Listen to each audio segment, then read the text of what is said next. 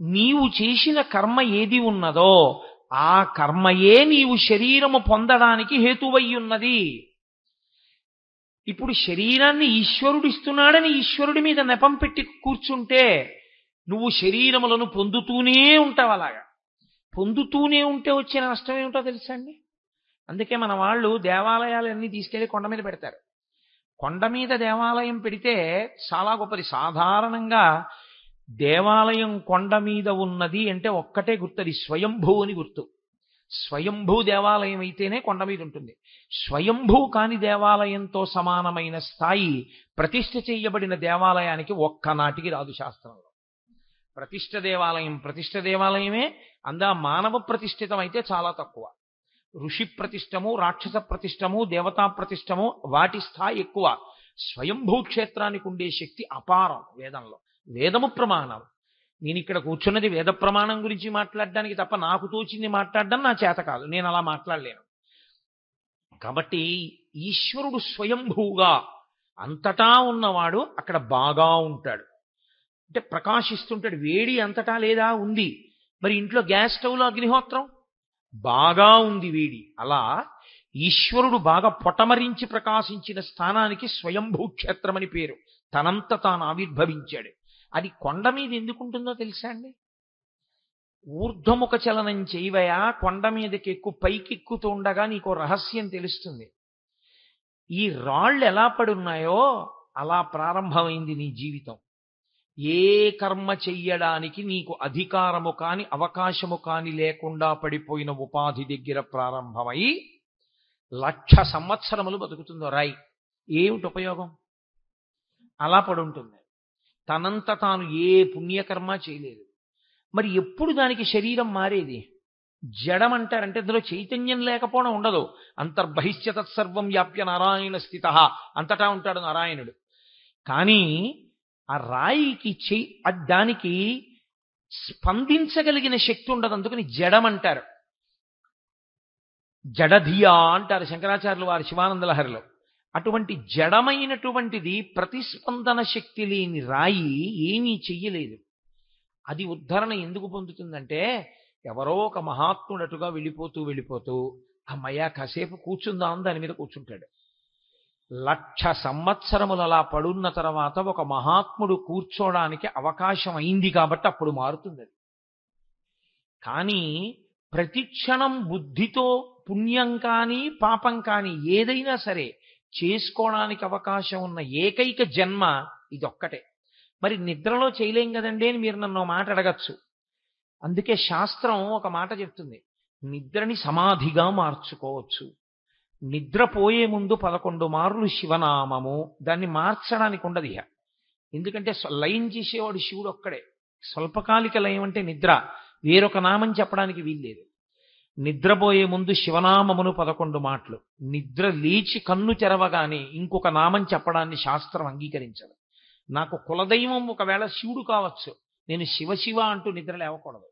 నేను శ్రీహరి శ్రీహరి శ్రీహరి అని 3 మాటలు, మొదటి మాట నోటి వెంట అదే రావాలి. నిద్ర లేచే ముందు శ్రీహరినామంతో లేవాలి, నిద్రపోయే ముందు శివనామంతో నిద్రపోవాలి. ఈ రెండిటికి మధ్యలో జీవితాన్ని గడపాలి. అప్పుడు నీ ఇష్టం. అప్పుడు నువ్వు ఏది కోరుకుంటావో ఎలా జీవిస్తావో అన్నది నీ బుద్ధిని బట్టి ఉంటుంది. కానీ ఈ 2 సమయముల యందు నామాన్ని ఋషులు నిర్ణయం చేశారు. నేను మీతో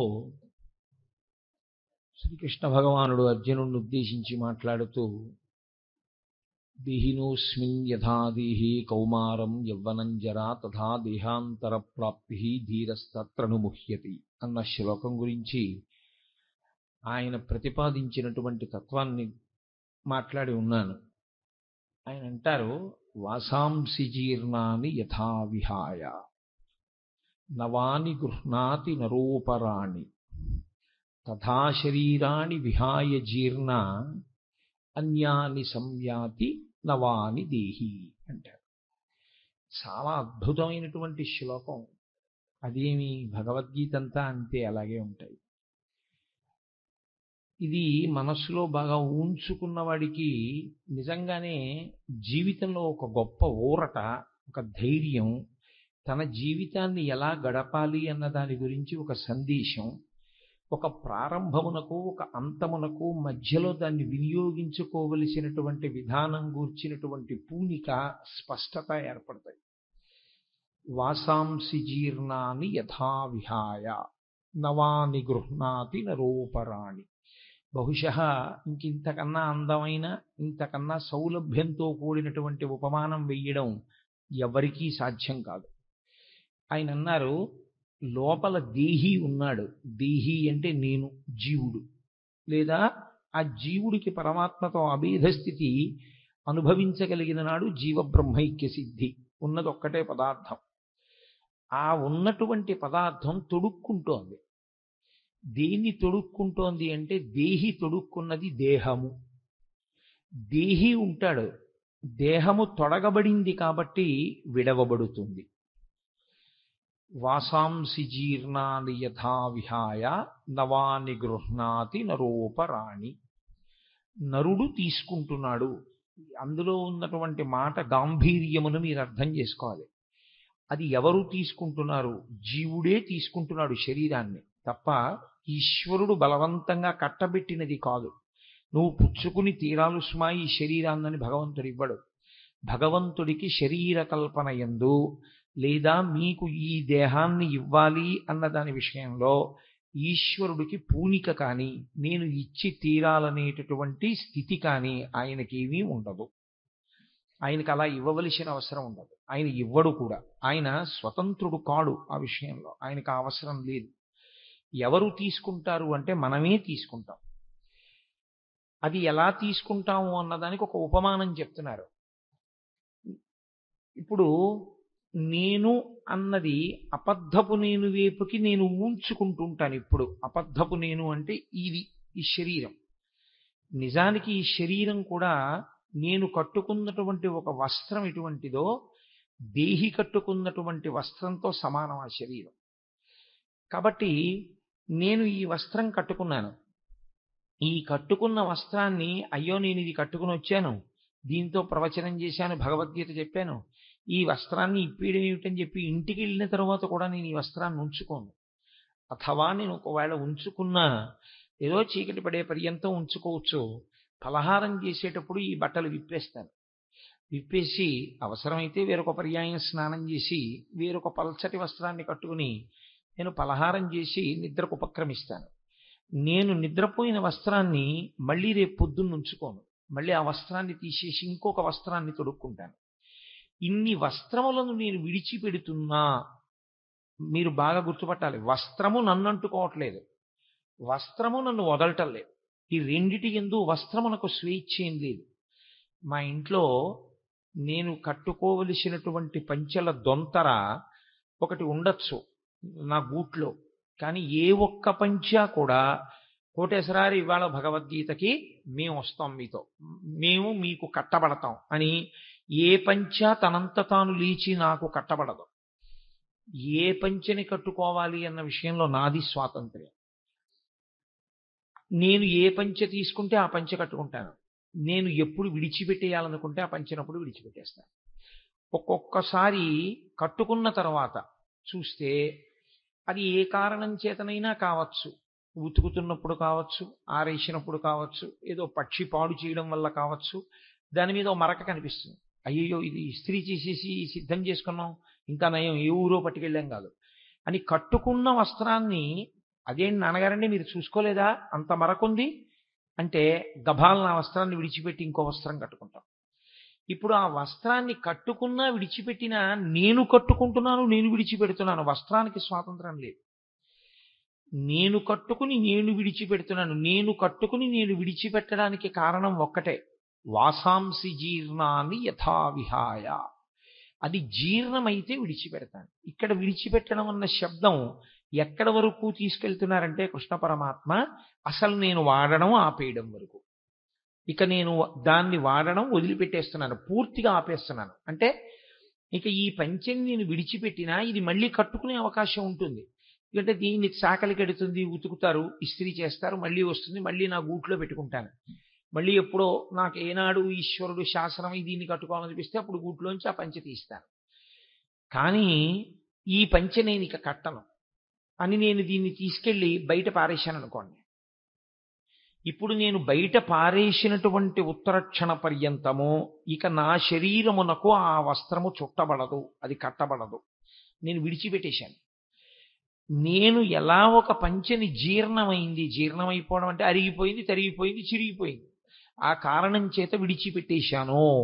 అసలు యథార్థానికి వేదంలో పటలపన్నము అని ఒక పన్నం, అందులో వస్త్రం చిరిగినా, కన్నం పడినా, దాని మీద నిప్పు పడినా, కాలినా, అంచు లేకపోయినా అటువంటి వస్త్రాన్ని కట్టుకోవడాన్ని శాస్త్రం అంగీకరించదు. అటువంటి వస్త్రం కట్టుకోకూడదు.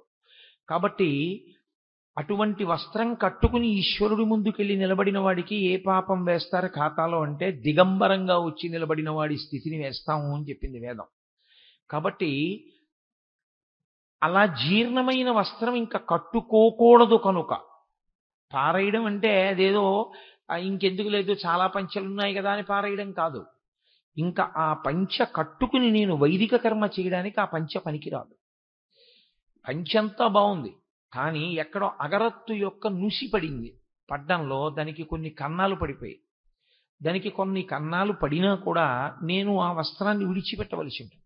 ఇంకెవరైనా నా దగ్గర పుచ్చుకుని పోని కొంతవరకు ఏదో గురువుగారు కట్టుకున్నారని నా శిష్య సమానుడైన వాడు కొంత కట్టుకుంటే కట్టుకోవచ్చేమో, ఆయనకి అది నూతన వస్త్రం కావచ్చు, కానీ నా వరకు నాకు మాత్రం అది ఇక వైదిక కర్మక పనికిరాదు. కాబట్టి విడిచిపెట్టేస్తాను. నేను ఎప్పుడది ఇంకా నాకు పనికిరాదని నిర్ణయం చేసుకున్నానో అప్పుడు నేను ఆ వస్త్రాన్ని విడిచిపెట్టేసినట్లుగా వాసాంసి జీర్ణాని యథా విహాయ నవాని గృహ్ణాతి నరూపరాణి. ఆ వస్త్రాన్ని విడిచిపెట్టేశాను అన్నప్పుడే వెంటనే ఇంకొక మాట ఉంటుంది.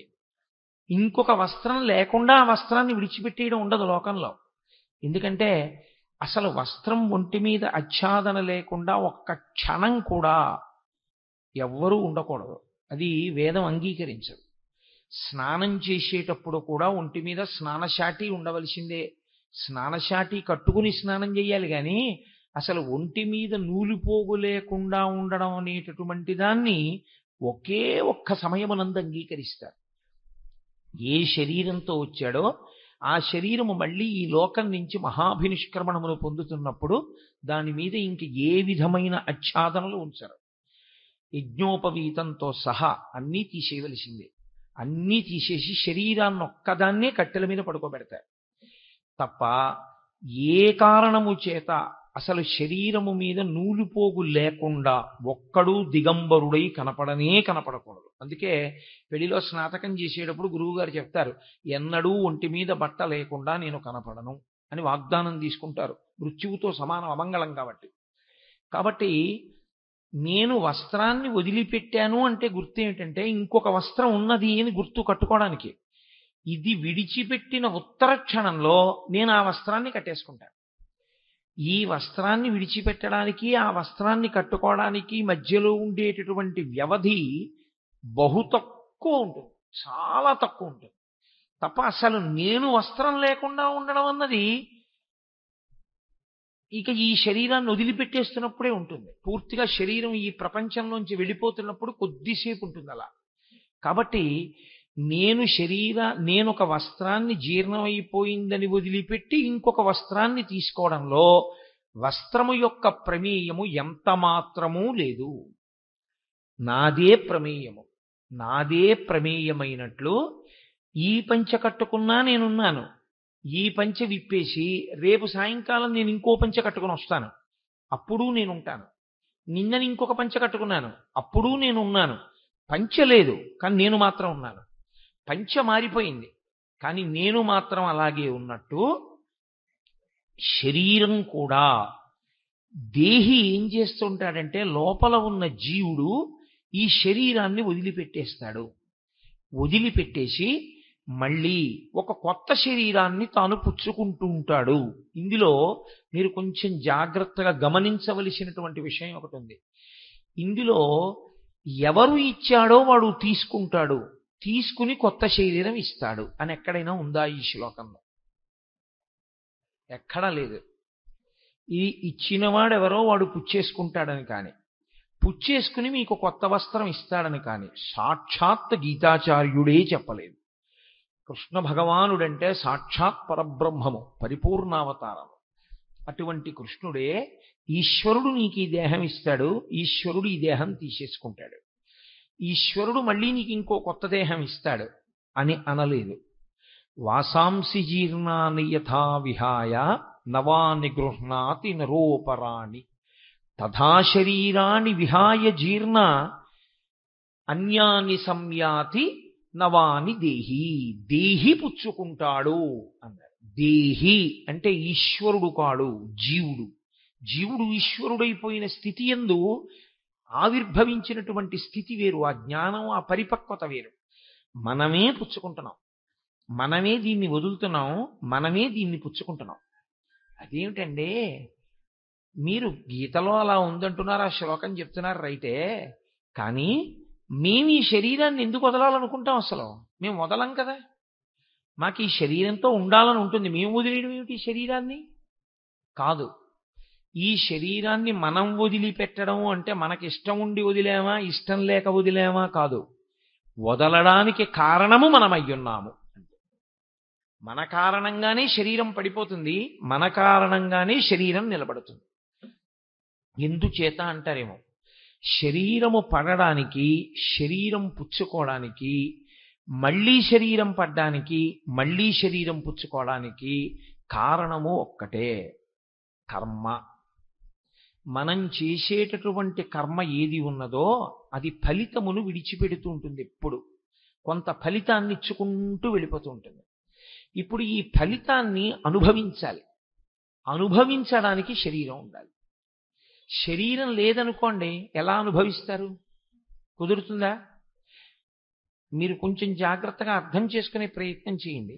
నేను ఒక పుణ్యకర్మ చేశాను, నేను ఏదో ఒక మంచి పని చేశాను, 10 మందికి పనికొచ్చే పని, లేకపోతే శాస్త్రవిహితమైన కర్మ ఒకటి నేను చేశాను. 7 కొండలు నడిచి ఎక్కి వెంకటేశ్వరుణ్ణి దర్శనం చేశాను. అప్పుడు నాకు ఒక కొంత పుణ్యం వచ్చింది. ఇప్పుడు ఈ పుణ్యానికి ఫలితాన్ని నేను అనుభవించాలి. ఈ పుణ్యానికి ఫలితమే సుఖము. సుఖము అన్నది మనసు రంజిల్లేటట్టుగా ఉంటుంది. అమ్మా చాలా హాయిగా ఉందిరా అనిపిస్తుంది మనసుకి. ఆ సుఖ రూపంలో నేను పుణ్యకర్మ యొక్క ఫలితాన్ని అనుభవించేస్తాను. నేను ఒక పాపం చేశాను, ఇప్పుడు చెప్పులు వేసుకుని వెంకటాచల పర్వతం మీద తిరిగాను. ఇప్పుడు వెంకటాచల పర్వతం మీద చెప్పులేసుకు తిరిగినటువంటి పాపకర్మకి ఫలితాన్ని కూడా నేను అనుభవించవలసి ఉంటుంది. అప్పుడు నా అరికాళ్ళు ఏదో కారణం చేత ఎప్పుడో ఉత్తర జన్మలలో అగ్నిహోత్రం అంటుకుని ఆ కాళ్ళు కాలిపోయి బొబ్బలెక్కి కట్లు కట్టి కొన్నాళ్ల పాటు నేను కాళ్ళు కింద పెట్టి తిరగలేనటువంటి స్థితిని పొందాలి. చేసిన పాపము దుఃఖ రూపంలో పోవాలి, చేసిన పుణ్యము సుఖ రూపంలో పోవాలి. ఇప్పుడు ఈ సుఖం అనుభవించాలన్నా దుఃఖం అనుభవించాలన్నా ఈశ్వరుడు మీకు మనస్సొక్కటే ఇచ్చి శరీరాన్ని ఇవ్వకపోతే కుదురుతుందా? ఎక్కడ పెడతారు మనస్సు తీసుకొచ్చి? ఎలా అనుభవిస్తారు? నేను పుణ్యకర్మ చేశాను, దాని సుఖ ఫలితాన్ని అనుభవించేసేయాలి. ఇప్పుడు నేను ఆ సుఖ ఫలితం అనుభవించేయాలంటే ఏముండాలి? నాకో శరీరం ఉండాలి. మీ అందరూ కింద కూర్చుంటే నేనొక్కడిని కూర్చోవడానికి ఇంత పెద్ద వేదిక, నేనొక్కడిని కూర్చుంటే నాకు ఇన్ని పూలదండలు, నేనొక్కడిని కూర్చుంటే మీ అందరూ నిశ్శబ్దంగా ఉన్నారు, నేనొక్కడిని మాట్లాడితే నా మాట వినపడుతుందో వినపడదో సరిగా అందరికీ ఒక మైకు. ఇవి సభాపూజ్యత అంటారు. అంటే ఇంతమందికి చెప్పగలిగినటువంటి పెద్దరికాన్ని పొందుట. ఈ పెద్దరికం నాకు ఎందుకు వచ్చింది అంటే, గత జన్మలలో ఎవరికో ఏవో కొన్ని పుస్తకాలు నేను ఇచ్చున్నాను, ఎవరికో నాకు తెలుసున్నటువంటి 4 మంచి మాటలు కూర్చోపెట్టి వాళ్ళకి పనికి రావాలి అని చెప్పున్నాను. నేను చేసిన పుణ్యకర్మ ఏదో ఉంది. ఇప్పుడు ఆ పుణ్యకర్మ చేత నేను సభాపూజ్యత అనబడేటటువంటి గౌరవాన్ని పొందేయాలి. అది పొందేశాను అనుకోండి, అక్కడతో నేను చేసిన పుణ్యం పోతుంది, అయిపోయింది. కాబట్టి ఇప్పుడు కొంత పుణ్యం అయిపోయింది. ఒక్క పుణ్యమే చేశామనుకోండి, ఈ శరీరం ఇవ్వరు. చాలా జాగ్రత్తగా మీరు పట్టుకోవాల్సి ఉంటుంది ఇప్పుడు నేను చెప్పే విషయాన్ని. మీరు కేవల పుణ్యమే చేసి ఉన్నారనుకోండి, ఎవరు చేసేది శరీరం కాదు, కేవల పుణ్యం చేసేది లోపల ఉన్న జీవుడు. ఆయన ఎలా చెప్తే అలా చేస్తుంది ఈ శరీరం. జీవుడు కేవలం పుణ్యమే, అసలు పాపస్పర్శ లేదనుకోండి, అప్పుడు కేవలం భోగం అనుభవిస్తే చాలు. కాబట్టి అసలు ఆకలి దప్పిక లేకుండా అమృతం తాగి నిత్యము భోగం అనుభవిస్తూ సంతోషంగా ఉండడానికి ఊర్ధ్వలోకాల్లో దేవతలుగా పుట్టిస్తారు. నేను పాపము చేశాను, పుణ్యము చేశాను. ఇప్పుడు పాపపుణ్యములు రెండూ అనుభవించాలి. ఈ శరీరాన్ని ఇస్తారు, మనుష్య శరీరాన్ని ఇస్తారు. ఇది ఏమవుతూ ఉంటుందంటే ఆయుర్దాయ రూపంలో కాలమునందు కొంతకాలము నిలబడుతుంది. ఎంత కాలము నిలబడాలి అన్నది ఈశ్వరుడు ఊపిర్ల రూపంలో నిర్ణయం చేస్తాడు. ఆ ఊపిర్ల రూపంలో ఆయుర్దాయాన్ని లెక్క పెడతాడు. ఇన్ని ఊపిర్లు తీయడానికి నీకు నేను అధికారం ఇస్తున్నాను అని చెప్పి జీవుణ్ణి శరీరం ఇచ్చి పంపిస్తాడు. నే చేసుకున్న కర్మ ఫలితంగానే. పుణ్యం ఉంది, పాపం ఉంది, రెండూ అనుభవించాలి. ఇప్పుడు ఈ శరీరం ఇచ్చాడు. దీంట్లో ఇదిగో ఈ కాలంలో ఫలానా సమయం నుంచి ఫలానా సమయం వరకు, నిజానికి ఆయన ఏమి date of birth date of death ఆయన ఏం చెప్పడం. నీవు మొదటి ఊపిరి నుండి నీ చిట్ట చివరి ఊపిరి ఇన్నో ఊపిరి వరకు నువ్వుండు. దానికే చిత్రగుప్తుడు అని పేరు. చిత్రగుప్తుడు అంటే ఈ ఊపిర్లను ఎవరు లెక్క పెడతారంటే ఇక్కడ కూర్చుని ఈశ్వరుడు లెక్క పెడుతూ ఉంటాడు. అనాహతము అంటారు. అనాహతము అంటే ఒకరి చేత ఆపబడేది కాదు. మీరు ఆపుతాను అంటే ఆగదు, నువ్వు ఆగవద్దు అంటే ఆగడం మానదు. దానికి అనాహతము అని పేరు. ఈ అనాహతముందే ఇది గంట.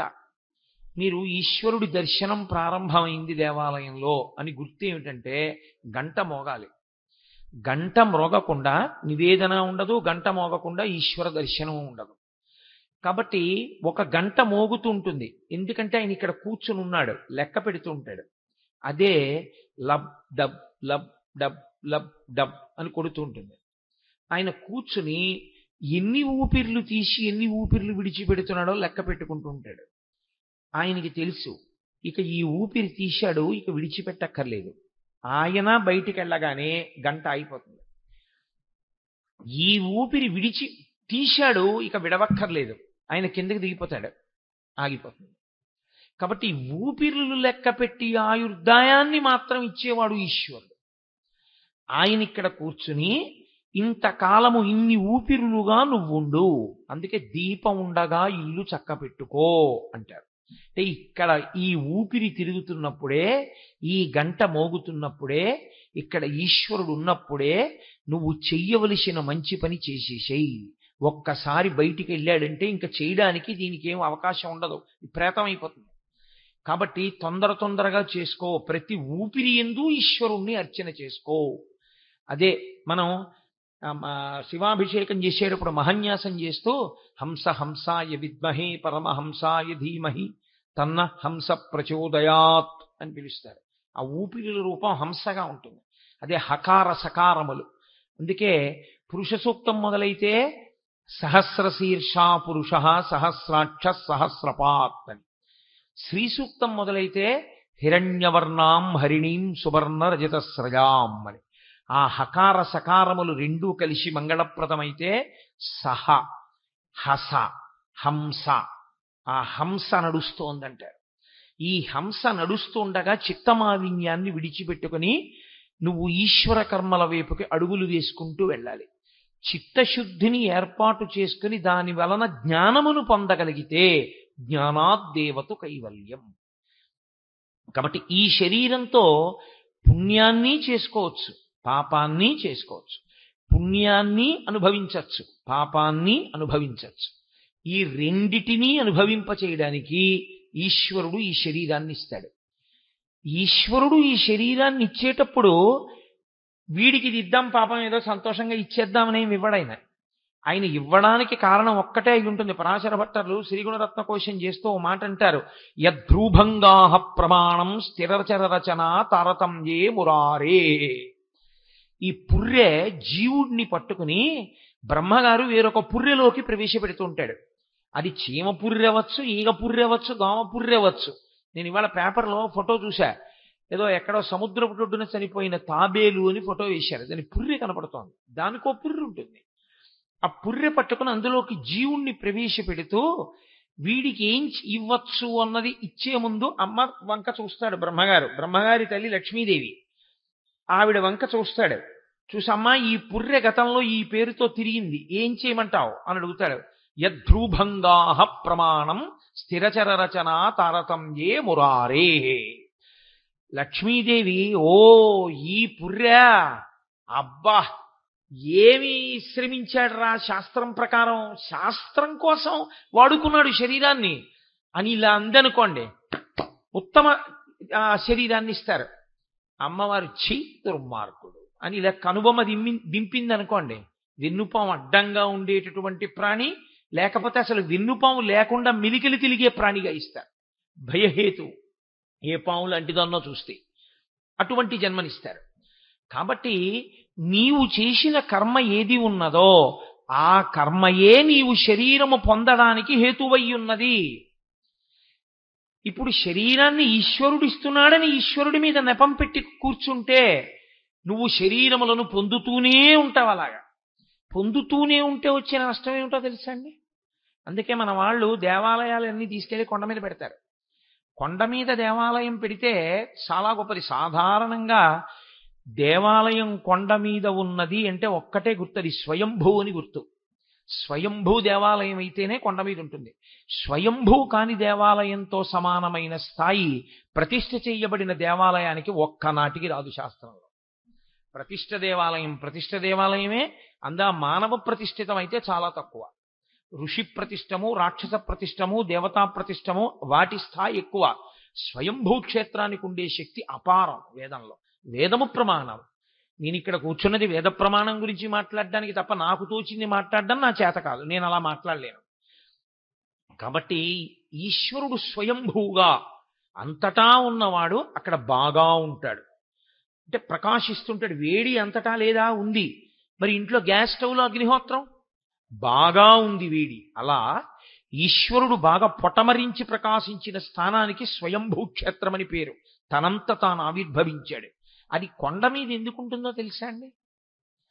ఊర్ధ్వముఖ చలనం చేయవయా, కొండ మీదకి పైకెక్కుతూ ఉండగా నీకో రహస్యం తెలుస్తుంది.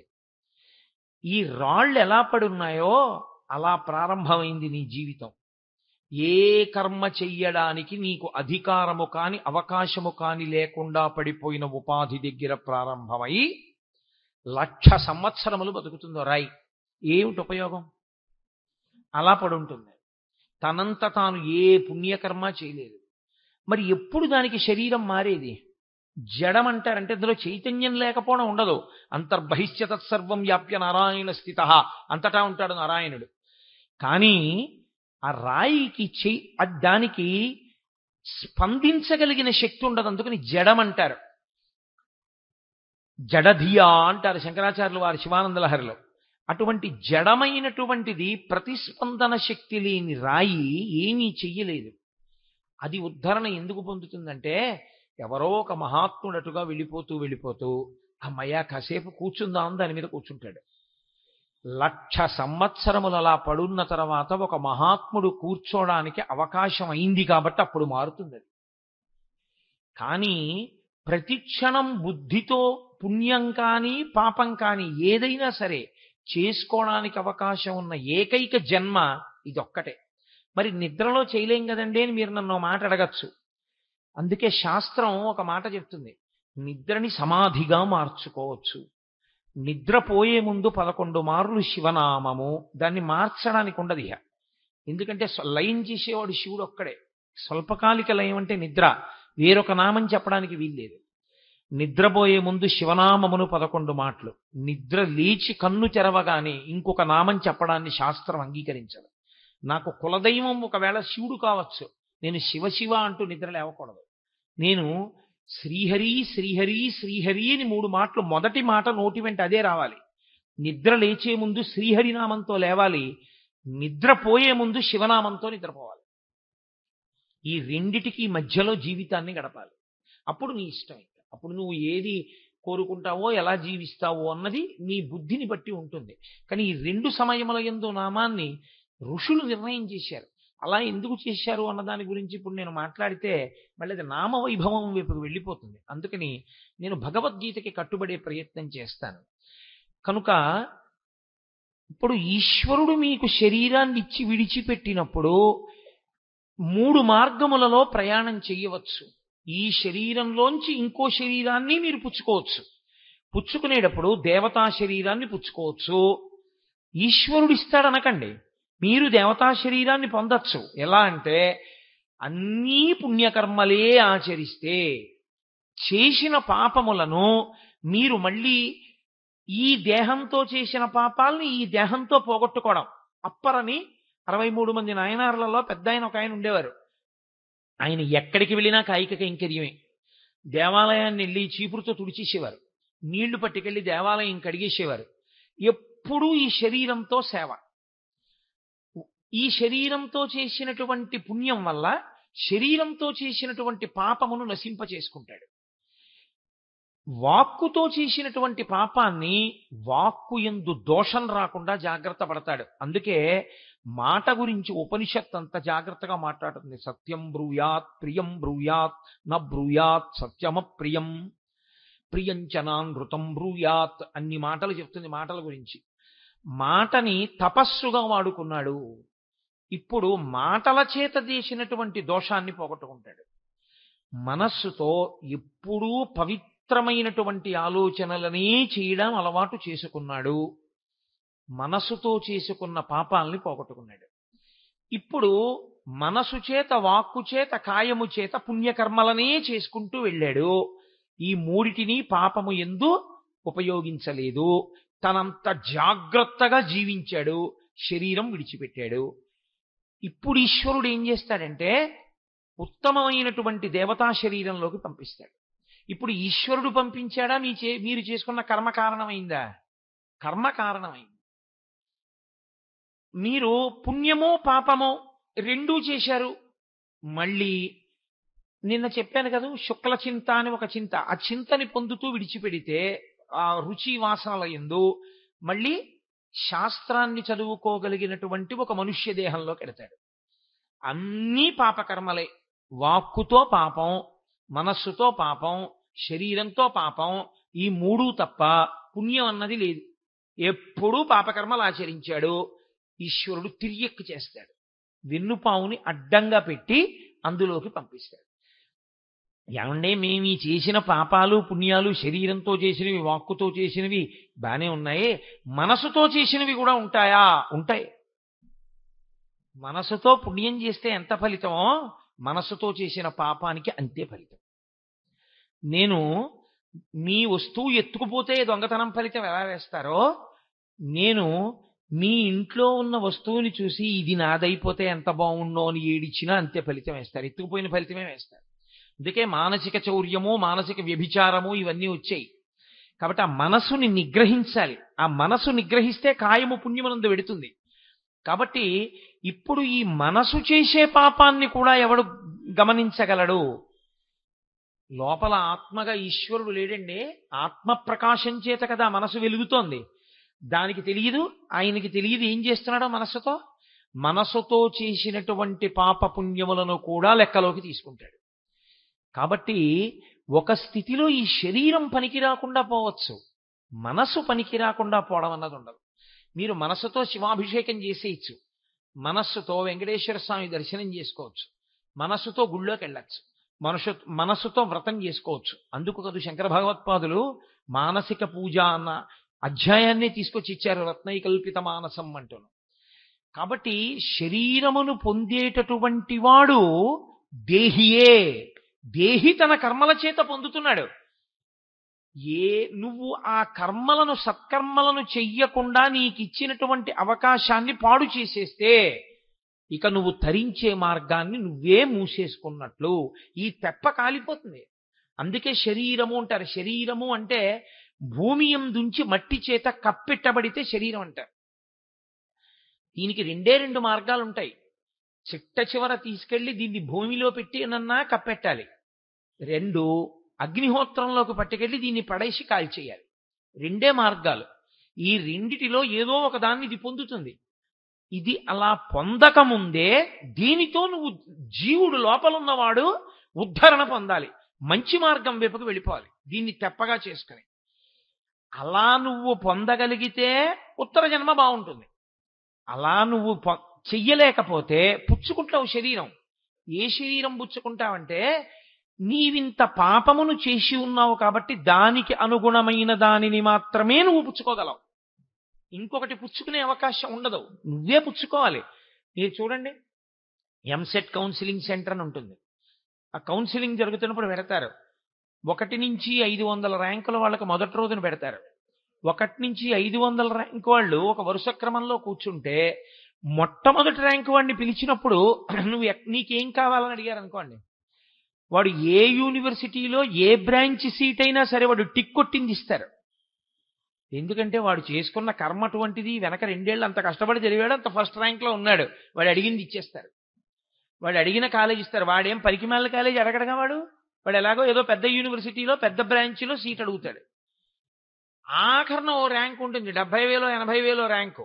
వాడు వచ్చి నాకు జవహర్లాల్ నెహ్రూ టెక్నాలజికల్ యూనివర్సిటీ హైదరాబాద్లోనో లేకపోతే జేఎన్టీయూ కాకినాడలోనో నాకు ఈసీఈ బ్రాంచ్లో సీట్ కావాలండి అంటే అవతల పంపంటారు. అసలు ముందే అక్కడ బోర్డు ఉంటుంది, ఇవేమీ లేవు, ఖాళీలు ఏ బ్రాంచెస్ లేవు, నీకు మిగిలినవి ఇవే, ఏం పుచ్చుకుంటావు అని అడుగుతారు. అందులో పుచ్చుకోవాలి. మనుష్యుడు చేసుకునేటటువంటి కర్మల చేత శరీరాన్ని పుచ్చుకోవడం కూడా అలాగే ఉంటుంది. దేహి అలాగే పుచ్చుకుంటాడు. కాబట్టి ఈశ్వరుడు కాదురా నీకు ఇచ్చేది, పరమాత్మ చెప్తున్నారు. నీవు నీ కర్తవ్యాన్ని నువ్వు మానేసి నువ్వు చెయ్యవలసిన పని వేదం చెప్పింది. క్షత్రియుడవు, నీ ఎదురుగుండా ఉండేటటువంటి శత్రువులను నిగ్రహించాలి, ధర్మాన్ని నిలబెట్టాలి. ఇప్పుడు ఇది మానేసి నీకు అక్కర్లేని ధర్మాన్ని నువ్వు ఉచ్చుకుని వీళ్ళని చంపేస్తే అయ్య బాబోయ్ నాకు పాపం వస్తుందని నీ కర్తవ్యం నువ్వు మానేస్తే నీ ఖాతాలో పాపం వేసేస్తారు.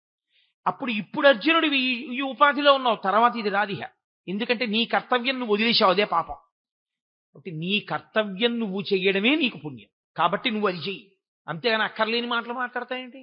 పతంతి పితరోహేషాం లుప్త పిండోదక క్రియాహ అని వేదాంతం మాట్లాడుతున్నాయేంటి? ఏది చెయ్యాలో ఏది చెయ్యకూడదో ముందు తెలుసుకో, తెలుసుకుని చెయ్యి, అంతేకాని తెలియకుండా చేయకూడదు.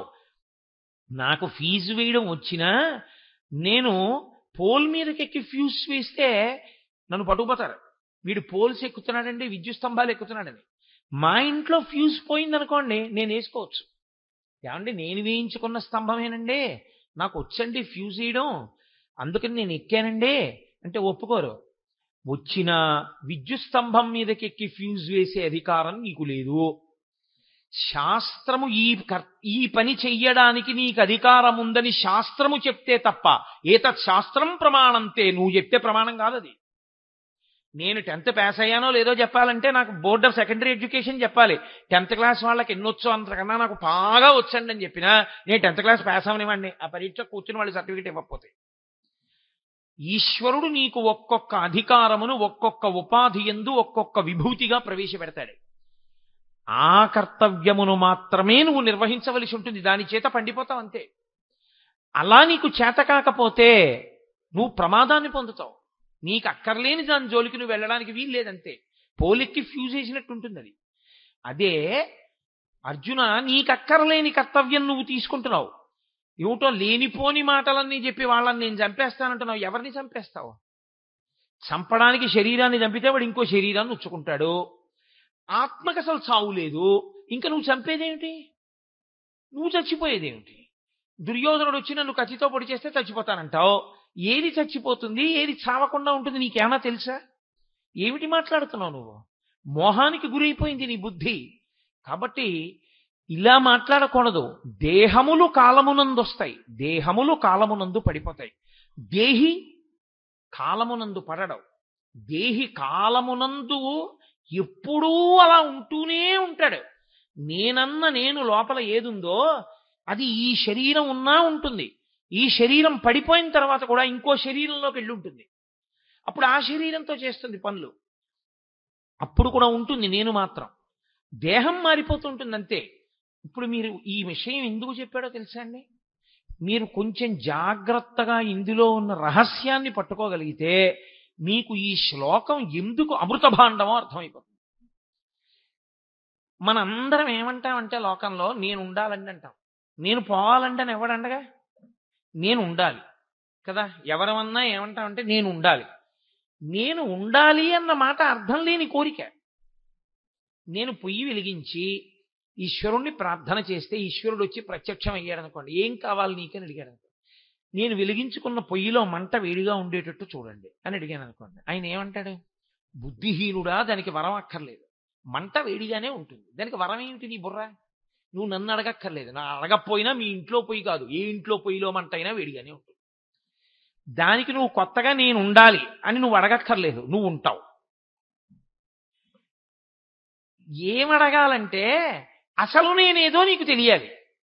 ఇది నేననుకోవడం వల్ల ఏమనుకుంటున్నావంటే ఇది పోతుందని భయపడుతున్నావు, అబద్ధాన్ని పట్టుకుని ఉండాలంటున్నావు, సత్యాన్ని వదిలిపెట్టేసి అది ఉండదంటున్నావు. ఏది ఉంటుందో అది ఉండదని వదిలేశావు, ఏది ఉండదో అది ఉంటుందని పట్టుకుంటున్నావు. ఇప్పుడు ఎలా ఫలితం వస్తుంది? రాదు. నిజమైన నేను ఏది వెళ్ళిపోదో, ఏది సత్యమో అది నేను అని ఉంచుకుంటే, ఏది అసత్యమో అది పడిపోతుందని అంగీకరిస్తే బుద్ధిని అట్నుంచి ఇటుకి తిప్పాల అంతే. కానీ అది చెప్పినంత తేలిక కాదు. బాగా శాస్త్రమునందు పరిశ్రమ చేసి అభ్యాసం చేస్తే దాని వలన మాత్రమే ఆ పూనికొస్తుంది తప్ప జన్మజన్మాంతరముల నుండి వచ్చినటువంటి లక్షణం అండి ఇది. ఒక జన్మ, 2 జన్మలా? కోట్ల జన్మలు. గజేంద్రమోక్షంలో పోతన గారు అంటారు, రాత్రులు దివసంబులు సంధ్యలు సలిపిన్ పూరొక్క 1000 సంవత్సరముల్. రాత్రి లేదు, పగలు లేదు, సంధ్యాకాలం లేదు. ఇన్ని కోట్ల జన్మల నుంచో నేననుకుని శరీరం మీద భ్రాంతి పెట్టుకుని ఆ శరీరాన్ని వదిలిపెట్టి ఇంకో శరీరాన్ని పట్టుకుని ఈ అబద్ధాన్ని నిజమనుకునేటటువంటి అలవాటు నాకు అలాగే ఉండిపోవడంలో ఎప్పుడూ ఏం చేస్తానంటే ఇది నేను, ఇది ఉండిపోవాలి, ఇది మారిపోతూ ఉంటుంది. మార్పు ఎందే మరణం ఉన్నది అని నేను నిన్ననే మీతో మనవి చేశా. ఎప్పుడైతే పువ్వు పిందెగా మారిపోతుందో అప్పుడే పువ్వు మరణించడం ప్రారంభమైపోయింది. పువ్వంతా పిందె అయిపోగానే పువ్వు నశించిపోయింది. పిందె కాయ అయిపోతూ ఉండడం మొదలుపెట్టినప్పుడే పిందె మరణించి కాయ అవుతోంది. కాయ పండవుతున్నప్పుడు కాయ నశిస్తోంది. గొంగళి పురుగు సీతాకోక చిలుక అవుతున్నప్పుడు గొంగళి పురుగు యొక్క స్వరూపం నశించిపోతోంది. అలా నువ్వు పుట్టినప్పుడే నీ దేహానికి మరణం కూడా ప్రారంభమైపోతోంది, వెళ్ళిపోతోంది కాలంలో. అది దాన్ని పట్టుకుని, అసత్యాన్ని పట్టుకుని నేనుండాలంటే అది ఎక్కడ ఉంటుంది? అది ఉండదు. ఉండం దాని ఎందే ఎన్ని కోట్ల జన్మలెత్తినా దేహాన్ని పట్టుకుని ఉండాలంటావు. అసలు ఉండే దేహిని ఉండేవాడు వాడు అని గుర్తెరగవు. ఎలా ఉండడం జరుగుతుంది శాశ్వతంగా? ఉండడం అంటూ ఉంటుంది, కానీ సత్య వస్తువు ఎరుకలోకి రావట్లేదు. ఈ ఎరుకలోకి రావడం అన్నది ఎప్పుడు జరుగుతుందంటే అదే జ్ఞానావిర్భావము అంటారు. ఇందులో ఉన్న నేను తెలుసుకుంటున్నదేదుందో అది నిజమైన నేను, అది దీన్ని సాక్షిగా చూస్తోంది. పూర్వం దీని మీద ఇలా రక్తనాళాలు పైకి ఉబికి ఉండేవి కావు, ఇప్పుడు పైకి ఉబుకుతున్నాయి. చెయ్యి ఇలా అంటే పూర్వం ముడత ఉండేది కాదు, ఇప్పుడు ముడత పడుతోంది. పూర్వం ఈ కంటికి కళ్ళజోడు లేదు, ఇప్పుడు ఈ కంటికి కళ్ళజోడు వచ్చింది. పూర్వం మధ్యాహ్నం భోజనం చేసి ఉపన్యాసాలు చెప్పి రాత్రి 11 గంటలకు ఇంటికెళ్ళి పలహారం చేసినా శరీరం తట్టుకునేది. ఇప్పుడు అలా తట్టుకోలేదు, ఇది నీరసపడిపోతోంది. ఒక 5 గంటలో 6 గంటల తర్వాత దీనికి కాసిన పాలో ఏదో పొయ్యకపోతే దీనికి బడలికని తట్టుకోగలిగినటువంటి శక్తి క్షీణించిపోతోంది. ఇవి లోపల ఉన్నది తెలుసుకుంటోంది సాక్షిగా. ఏది తెలుసుకుంటోందో అది ఒకటి కూడా తెలుసుకుంటుంది. ఏది తెలుసుకుంటుందో తెలుసా అండి? దీని మూర్ఛని కూడా తెలుసుకుంటుంది. ఇది పాపం తట్టుకోలేక పడిపోతోందని కూడా తెలుసుకుంటుంది. దీనికి ఆకలేస్తోంది, దీంట్లో పదార్థం పడేస్తే దీని కడుపు నిండిపోయింది, దీనికి దాహం వేస్తోంది, దీంట్లో నీళ్లు పోస్తే దీనికి దాహం తీరింది, దీనికి నిప్పెట్టింది, దీని మీద కొంత ఓషధిని ప్రయోగిస్తే దీని నిప్పి తగ్గింది అని తెలుసుకున్నట్టే లోపల ఉన్న నేను ఏ మార్పు లేకుండా అలాగే ఉండి ఆ నేను ఇది పడిపోతున్నప్పుడు కూడా చూస్తుంది. ఇది పడిపోతోంది, ఇది విడిచిపెట్టేస్తోంది. నేను ఇన్నాళ్ళు దీన్ని తొడుక్కున్నాను, నేను తొడుక్కున్న పంచె వదిలేసినట్టు ఇదిగో ఇప్పుడు నేను దీన్ని కూడా వదిలిపెట్టి దీంట్లోంచి బయటికి వస్తున్నాను. అందుకనే అంటుంది గరుడ పురాణం, 11 రోజులు శరీరం విడిచిపెట్టిన చోటనే జీవుడి నుంచి చూపిస్తారు. ఉండమని చెప్తారు. ఒక్కసారి అదొక వేగం. ఆ వేగంలో తీసుకెడతారు యమదూతలు. యమధర్మరాజు గారి దర్శనం ఒకటి చేయించి తీసుకొచ్చేస్తారు. తీసుకొచ్చేటప్పుడు యాతన ఉండదు. తీసుకెళ్లి తీసుకురావడంలో. తీసుకొచ్చి వదిలిపెట్టేసి వెళ్ళిపోతారు. 11 రోజులు ఇక్కడ ఉండిపోలు అని చెప్తారు. వాడు అక్కడే ఉంటాడు 11 రోజులు. ఉండి చూసుకుంటూ ఉంటాడు. ఎంత చిత్రంగా చూసుకుంటాడో తెలుసా అండి? శరీరం విడిచిపెట్టిన చోట మాత్రమే అనుమతిస్తారు. అందుకే పూర్వం ఒక చోట చనిపోతే శరీరాన్ని ఇంకో చోటికి తీసుకెళ్లేవారు కాదు, అక్కడే దహించేవారు. ఎందుకంటే వాడికి ఆ విరక్తి రావాలని. తాను ఇన్నాళ్ళు నేననుకున్న శరీరం ప్రతిబింబం ఎలా కనపడుతుంటుందో అద్దంలో, అలా తాను దాని నుంచి వినుర్ముక్తమై లేచి నిలబడి ఉండగా ఇది కట్టెలలో కాలుతుండగా చూసుకుంటాడు. చూసుకుని అరే రే రే రే రే రే ఎంత వ్యామోహం పెట్టుకున్నాను రా దీని మీద, దీని అసాధ్యం కోలా ఎలా కాలిపోతోందిరా అంటాడు. అలా చూస్తాడు 11 రోజులు. బీరువా తీసి ఎప్పుడు తీనివ్వలేదుగా ఉన్నన్నాళ్ళు తందే పెత్తనం. ఇప్పుడు తాళాలు పెట్టి తీసి దిక్కుమాలిన నాన్న ఎంతో దాచాడు అనుకున్నాం, ఇదే దాచింది అంటారు. 11 రోజులు అయిపోయిన తర్వాత బావమరిది వచ్చి అంటాడు, బావగారు ఎన్నాళ్ళు ఇలా పులుపు లేకుండా తినడం, ఎన్నాళ్ళు ఇలా భూషయనం చేస్తారు, చాలు 11 రోజులు అయిపోయాయిగా, ఇక మీ జీవనం మీరు ప్రారంభించండి, మిగిలిన వాళ్ళందరూ వెళ్ళిపోండి అంటారు. అని కొత్త బట్టలు పెట్టేస్తాడు తీసుకొచ్చి పీటల మీద. ఇంకప్పటి నుంచి వీడు బొట్టు పెట్టుకుని కొత్త బట్టలు వేసుకుని మళ్ళీ భార్యను తీసుకుని సినిమాకి వెళ్ళిపోతాడు. అప్పుడు వీడు 11వ రోజున కొత్త బట్టలు పెట్టేశాక వీళ్ళు మాట్లాడుకున్న మాటలు, వీళ్ళ భోగ జీవనం చూసి ఈ పాటి దానికి జీవితం అంతా పాడి చేసుకున్నారు. వీడి కోసం ఇంత తాపత్రయపడే బదులు శివాలయానికి వెళ్ళి ప్రదక్షిణం చేసుంటే ధన్యమైపోయి ఉండేవాడిని. వెడితే కదా ఒక్కనాడు ఆ పిల్లలకి వెంపర్లాట్లో పడున్నా, ఇదిగో ఇదిలా కాలిపోయింది, వాడు అలా మాట్లాడాడని అసహ్యం వేసి పదండి అంటాడు. సరే, ఆ తర్వాత యాతనలన్నీ ఉంటాయనుకోండి, అది వేరు విషయం. అప్పుడు దక్షిణ దిక్కు తీసుకెళ్లి 3వ తరం వరకు కూర్చోబెడతారు. చేసేవాడు ఎవడైనా ఉంటే చూడు, నువ్వు చేసిన అలవాట్లే నీ కొడుకు ఏం చేస్తాడో చూడు, ఇంకరికించి మొదలు పెడతారు చూడమని. తిన్నన్నం తింటాడు, తాగింది తాగుతాడు, చేసిన సంసారం చేస్తాడు. తండ్రి చచ్చిపోయిన 11వ రోజు చేసిన గోదానం సంవత్సరీకన్నాడు చేయడు. సంవత్సరికాలకు కూడా గోదానం ఎందుకండి, 11వ రోజు 11 రోజుల్లో చేశాం కదండి, అప్పుడు మళ్ళీ గోదానం ఎందుకండి అంటాడు. వాడి కోసం నువ్వు నీ జీవితం అంతా పణం పెట్టేశావు. ఏమైంది? తెప్ప కాలిపోయాక ఇప్పుడు నువ్వు చేసుకున్న కర్మ నువ్వు అనుభవించాలి. చేసిన పుణ్యమేది, దీన్ని ఉపయోగించుకున్నదేది, పాపాన్ని దహించుకున్నదేది, మళ్ళీ కొత్తగా మూటలు కట్టడం కోసం వీడికి ఏదో ఇచ్చేస్తే వీడేదో నిన్ను తరింపచేసేస్తాడనుకుని మూటలు కట్టడం కోసం అక్కర్లేని పాపకర్మలన్నీ చేశావు. ఇవి అనుభవం నీ జీవుడికే. కాబట్టి ఇప్పుడు జీవుడు ఏమవ్వాలి? దానికి తగిన శరీరాన్ని వాడే పుచ్చుకోవాలి తప్ప ఈశ్వరుడు ఏమివ్వడు. నిన్ను చేయమన్నాడు ఏమిటి పాపం? ఆయన నీతో పాపం చేయిస్తే ఆయన నీకు శరీరం ఇవ్వాలి. పాపం చేసుకున్నది నువ్వు బుద్ధినిచ్చిన తర్వాత. కాబట్టి ఆయన స్వతంత్రంగా ఇవ్వడు శరీరాన్ని. కాబట్టి శరీరమును నువ్వే పొందుతున్నావు. కాలమునందు దేహము వెళ్ళిపోతోందేమో, దేహి వెళ్ళడు. దేహి అలాగే ఉంటున్నాడు. మళ్ళీ కొన్నాళ్ళు పోయాక ఇంకో శరీరం పుచ్చుకుంటున్నాడు. పుచ్చుకున్నలాగాయతో మళ్ళీ మొదలు సంసారం. ఏది ఆ శరీరాన్ని వాడుకున్నదేది సరిగ్గా వాడడు. కపిలగీతలో భాగవతంలో అద్భుతమైన మాట చెప్తారు. తల కిందకి పెట్టి కాళ్ళు పైకి పెట్టి శరీరం అంతా తయారైపోతే ఇక అమ్మ కడుపులో పట్టకపోతే ఏమవుతుందంటే ఈ చెయ్యిలా కదపలేడు, ఈ చెయ్యిలా కదపలేడు, ఈ తల ఇలా తిప్పడానికి ఉండదు. పైగా తల కిందకుంటుంది, కాళ్ళు పైకుంటాయి. నేనంతకన్నా వర్ణించకూడదు. దానివల్ల ఏమవుతుందంటే అమ్మ కడుపులో తల కిందకి ఉండడం వల్ల విశేషమైన దుర్గంధాన్ని ఎప్పుడూ పీలుస్తూనే ఉంటాడు. అలాగా పీలుస్తూ పడుంటాడు. ఈలోగా తను విడిచిపెట్టేసినటువంటి మలమూత్రములలోంచి సూక్ష్మజీవులు పుట్టేస్తాయి. పుట్టి సున్నితమైన చర్మాన్ని కొరుకుతూ ఉంటాయి. కటిక చీకటి, కన్ను పొడుచుకున్న ఏమీ కనపడదు. జీవుణ్ణి అందులోకి ప్రవేశపెడతారు, శరీరంలోకి ప్రవేశపెట్టిన తర్వాత అప్పుడు ఏడుస్తాడు. పరమేశ్వరుణ్ణి ఉద్దేశించి గర్భస్థమునందు ప్రార్థన చేస్తాడు. ఈశ్వరా, దేహమును పొందడం అంటే ఏమిటో నాకు ఇప్పుడు తెలిసింది. దీంతో చెయ్యాలి పుణ్యకర్మ, దీంతో చెయ్యాలి ప్రదక్షిణం, దీంతో చెయ్యాలి 4 పువ్వులేస్తే దీంతోనే వెయ్యాలి. ఈ తలకాయ ఉన్నందుకు పెద్దల ముందు పరమేశ్వరుని ముందు ఇలా వంచాలి. ఇలా అనడం తప్ప ఇంకేం రాలేదు బతికున్నన్నాళ్ళు.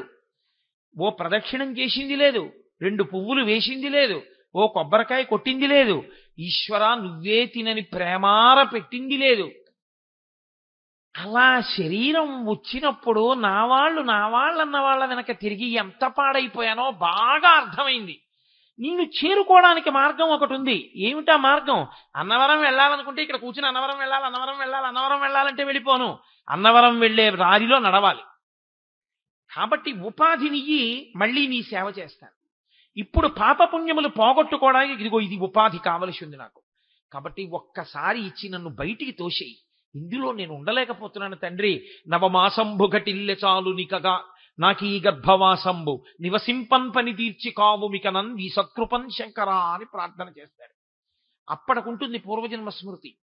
శఠము అన్న పేరుతో ఈశ్వరుడు ఏం చేస్తాడంటే ప్రసూతి వాయువై అమ్మ కడుపులో ఉన్న వాయువు ప్రసూతి వాయువుగా మారి చాలా ఇరుకైన ద్వారంలోంచి అతి కష్టం మీద బయటికి వస్తాడు.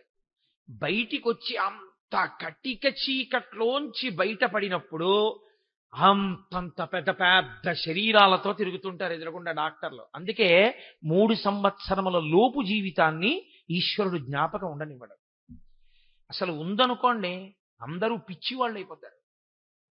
అది గుర్తుండే అవకాశం ఉండదు. అందుకే అంతంత పెద్ద పెద్ద ఆకారాలతో డాక్టర్లు, అంతంత పెద్ద పెద్ద లైట్లు, కటిక చీకట్లోంచి వచ్చి చిన్ని గుడ్డు అలా కందిలా విప్పేటప్పటికి కళ్ళు పోయినంత పనవుతుంది. ఊపిరి అందదు. బ్లాక్ స్టూల్ అంటారు. నేను చెప్పింది అబద్ధం అనుకుంటున్నారేమో. నేను ఒక గొప్ప గైనకాలజిస్ట్ రాసినటువంటి పుస్తకంలోని విషయాన్ని మీకు వివరణ చేస్తున్నాను. బ్లాక్ స్టూల్ అని అమ్మ కడుపులో ఉండగా అమ్మ తిన్న ఆహారంలో కొంత భాగం నాభిగొట్టంలోంచి లోపలికెడితే లోపల మలం నల్లగా రాతిలా ఉంటుంది, మెత్తగా గడ్డలుగా ఉంటుంది. అది ఇంత వెలుతురు చూసేటప్పటికి భయాన్ని పొందేసి ఆ మలం బయటికి వెళ్ళిపోదాం అనుకుంటుంది. కానీ ఆ పిరికితనానికి ఏమైపోతుందంటే ద్వారం మూసుకుపోయి అది గట్టికి పడిపోయి బయటికి వెళ్ళదు. ఊపిరితిత్తులు ఇలా ఇలా ఆడుతున్నవి ఇలా ఆగిపోతాయి. గుండె కొట్టుకుంటున్నది ఇలా ఆగిపోతుంది. ఆగిపోతే సృష్టిలో పరమేశ్వరుడు యొక్క గొప్ప రహస్యం. ఇప్పటిదాకా ప్రపంచంలో ఏ శాస్త్రవేత్త కృత్రిమంగా తయారు చేయలేకపోయాడు. అది కుక్క కావచ్చు, పిల్లి కావచ్చు, పంది కావచ్చు, మనుష్యుడు కావచ్చు. ఆ తన బిడ్డని చూసుకుని అమ్మ నా బిడ్డడు అని అమ్మ సంతోషించి స్తన్యమును నోట్లో పెట్టగానే మొట్టమొదట ఒక పసుపు రంగు జిగురు పదార్థం ఒకటి అమ్మ స్తన్యంలోంచి విడుదలవుతుంది. అది నాలుకకి తగలగానే అంతే, మళ్ళీ ఊపిరితిత్తులు పనిచేస్తాయి, మూత్రపిండాలు, గుండె అన్నీ పనిచేసి లోపల ఉండిపోయినటువంటి ఆ నల్లటి మలం బయటికి వెళ్ళిపోతుంది. బయటికి వెళ్ళిపోయి బతుకుతాడు. బతికి ఊపిరి పోసుకుంటాడు. ఈశ్వరుడు అలా శరీరాన్ని పుణ్యకర్మ చేసుకోవడానికి ఇచ్చి ఉరే ఉద్ధరణ పొంది నాలో కలిసిపో, ఎన్నాళ్ళు తిరుగుతావు ఇలా. అందుకే మీకు ఏ దేవాలయంలోకైనా సరే గర్భాలయ ప్రవేశ ద్వారమే నిష్క్రమణ ద్వారం తప్ప గర్భాలయంలోకి వెళ్ళి వెనక నుంచి వెళ్ళిపోవడానికి ఇక తలుపు ఉండదు. ఎందుకో తెలుసా అండి? మీ ప్రయాణం అంతా దేనికి అంటే ఆ గర్భాలయంలోకి చేరిపోవడానికి. అంతే. గర్భాలయం దాటి వెళ్ళడానికి ఇంకేం లేదు మనుష్య జీవితంలో. అందుకే గర్భాలయం వెనకాల తలుపెట్టి అందులోంచి బయటికి వెళ్ళండి అని ఇంకొంచరు. ఆలయానికి ఆగమం అలాగే ఉంటుంది. ఎందుకంటే మనుష్య జన్మ యొక్క చిట్ట చివరి లక్ష్యం అంతే. జన్మలు జన్మలు జన్మలు దాటగా 84 లక్షల ఉపాధులు ఉంటాయి లోకంలో. ఈ 44 లక్షల ఉపాధులు మళ్ళీ 4గా వర్గీకరింపబడి వస్తాయి. జరాయుజములు, అండజములు, స్వేదజములు, ఉద్భుజములని 4గా వస్తాయి. జరాయుజములు అంటే మావితో పుడతాయి. అండజములు అంటే గుడ్డు బద్దలగొట్టుకుని అందులోంచి వస్తాయి. ఉద్భుజములు అంటే భూమిని పగలగొట్టుకుని పైకి వస్తాయి చెట్లు. అలాగే స్వేదజములు అంటే చెమటలోంచి పుడతాయి పేలు మొదలైనవి. ఇందులో మనుష్య జన్మ సర్వోత్కృష్టమైన జన్మ. ఎందుకో తెలుసా అండి? కనీసం మనంత మనం చచ్చిపోవచ్చు. ఊపిరి అయిపోయే వరకు ఎవరు ఏమీ అనరు. కానీ మిగిలిన వాటి పరిస్థితి అలా ఉండదు. నాకు ఒక్కొక్కసారి చాలా తమాషాగా ఉండి ఒళ్ళు గగురు పొడుస్తూ ఉంటుంది. నేను ఒక వాకింగ్ ట్రాక్ మీద తెల్లవారుజామున కాసేపు నడవడానికి వెళ్తుంటాను. నడవడానికి వెళ్ళినప్పుడు అక్కడ పెరిగిపోయినటువంటి చెట్లు, అక్కర్లేకుండా పెరిగిపోయిన వెజిటేషన్ అంటారు కదా, దాన్ని కాస్త ఏ పెట్రోలో పోసేసి అంటించేస్తారు. అవన్నీ పచ్చి చెట్లు. అవి పెద్ద అగ్నిహోత్రం పెట్రోల్ మంటలకి లేచి ఆ ముందుకి వ్యాప్తి చెందుతుంటే పచ్చి చెట్టు మాడిపోయి ఎండిపోయి కాలిపోతుంది. ప్రాణం లేదనుకుంటున్నారు ఆ చెట్టుకి మీరు? ప్రాణం లేకపోవడం ఏమి ఉండదు. ఈ మధ్యనే నాకు ఒక అగ్రికల్చరల్ సైంటిస్ట్ ఆయన ఒక పుస్తకం తీసుకొచ్చి ఇచ్చారు.